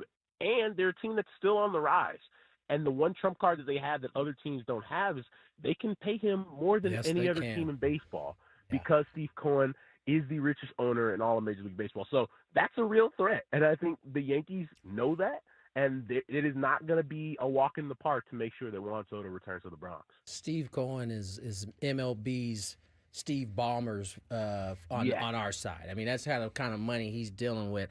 Last one from me, Russ, and there's been a lot of conversations in regards to Juan Soto and where he possibly ends up. You mentioned that number. AAV is kind of the thing that guys will turn to when they can't get max dollars. We know he's represented by Scott Boras. Scott Boras, at least today, seemed pretty confident. There's a lot of people who've written off Scott Boras after last year's, I would say, disappointing free agency. Some of those guys back at it again. Where do you think, in terms of Scott Boras, how do you think his winter goes? I mean, because a lot of people think he's washed now because he had a bad year last year. I'm telling you guys, I tend to see Scott Boras rise back up to the occasion quite often. Yeah, I think last offseason was more about the players on the market, not necessarily about Scott Boras. I think Scott, as we have all talked about over the last year, maybe made some missteps. Yeah. But I also think this year he has, you could say, 7 of the top 12, 13 free agents that are available, right? When you can have the best position player, best overall free agent in Juan Soto available, but also having the best starting pitcher available in Corbin Burns, right? That's a pretty good spot to be in, right? Yeah. And people can call you washed all you want, but if I have a position player that's going to get $560 million and a starting pitcher that will likely get over $300 million, I'm feeling pretty good, and I'm not really worried about what everybody else is saying about me being washed. If that's washed, a lot of people want to be washed. Yeah, no, there's no doubt about it. I mean, he consistently gets the best players in the game. Therefore, he will always be relevant. Russ, we know you got to go, man. I know you got that 3:00 GM conference that's about to happen. I appreciate your time, man, and we'll do it again later. Thanks, guys. Appreciate it. Thanks, Russ. Russ Dorsey, Yahoo Sports. There he is. Love Russ Dorsey. Always great to us. He came up to Sammy came up to the loft when he was in town. Yeah, I remember for that. The NLDS. The 5 o'clock football hour is presented by Buffalo Wild Wings, where B-Dubs is football. Visit Buffalo Wild Wings every Friday for half-priced apps and $2 off all tall drafts. We got just a couple minutes left in the show, and then we'll have the Skraby Show starting at 6. But Sam, I want to ask you about your travels tomorrow. I want to know what you do on the plane. What's your go-to? I do a little bit of everything. Break out my laptop if I have some work stuff to do. Watch the TV, listen to music. I'm not a big prepare TV shows, movies to watch. You have to kind of do that though. No, I'll take whatever they got. Listen to music. Nothing crazy. I'm not a huge prepare for the flight guy. Is it a direct flight to Buffalo? No, I don't think you can get a direct flight from San Diego to Buffalo. I'm going through Detroit. 6:15 a.m. tomorrow. 6:15? Yeah, but so you got to be at the airport at 4:30. That's a long flight. I don't get into Buffalo until 5 o'clock. Are you a sleeper on the plane? Oh yeah, I'll probably sleep. You can? Yeah, I can sleep. Oh, you're lucky. I got to see if I usually with long flights I try to do the aisle. That way I can get up, walk around. You're not going to Raw Dog during the flight? No. Do you know what that is? I do know. I'm on about TikTok, the flight. yes. Okay, because Chris had no idea. He didn't even know what that phrase was to begin with. I mean, I could. But let me explain before we go ahead. Okay. Raw Dog on a plane is where you go and you have zero entertainment for the entire time of the flight. You're not even looking at the TV in front of you. I could see where it would be productive to just sit with your own thoughts. I could see you having a thinking session, maybe writing stuff down. It's a little odd just to not do anything, but yeah, it is. I get it. You know what? I will say this, and I always felt this way on the minor league bus rides. Yeah. One of the beauties I always felt about being on a plane was it was a time where you could slow down. There's nowhere else to go. You have connect to the outside world. You have limited activities you can partake in, whether it's watching TV and now you can connect to the outside world with the Wi-Fi and all that and texting and stuff like that. But I try not to. It is a time where you can't go anywhere else. You're at least limited to certain activities and things you can do. You're kind of with your own thoughts. I like that. I do think that's true. It's a time to slow down, like the minor league bus. Oh, you got plenty of time. Oh, it was great. Time to sit, sleep, watch things, catch up on work. There's nowhere else to go. You're just there. But how long until are you those get to bus the destination? rides? Could be 10, 12 hours. It was great. I love that doesn't the bus. sound great. No, you I love the bus? Loved Did you? it. Because Dave Marcus and all of them travel with the team, and Dave kind of gets shoved in the back. Did you get shoved in the back of the bus? No, I sat towards the front. Wow, on one you of were our two that buses. respected. Well, the players like sitting in the back and doing their own thing back there. So typically, and I was the only non-coach or manager that went on the trips. Typically, it was coaching staff, trainers, myself up front, players. Did you get your own room on in the the middle trips? and the back. or did you have to share? I had my own room. Players shared though. How? But that all is coaches, awesome. manager, get your own room. That's awesome. That's the best part of the whole thing. Yeah, is got you my get own your own room. What was the worst? I hate this. This is worst somewhere city. Oh, well, more like worst hotels. That was the Frontier League when I first started. My first 3 seasons, there were some doozies of hotels. Like 1-star roach There hotels. there were some bad ones. Well, once I got to AA, it was they were for the most part fine. Some better than others. All right. Well, thank you, Sam, for coming Absolutely. in here, filling in. We'll My do pleasure. it again. Hope everybody has a great weekend. There you have go. fun. Mhm. Enjoy it. Scraby, have a good show. Have a Thank great you. weekend. You fly safe. Thank you. I like when I say that to people, even though they have no control over flying safe. Well, let's but hope it's safe. It will We'll be. just leave it at It that. will be. Okay. All right. Have a great trip, Sam. We'll talk to Scraby, you on the thank other you. side. Bye, everybody. See ya. Stay here. I'll be back in 5 minutes on 97.3 The Fan.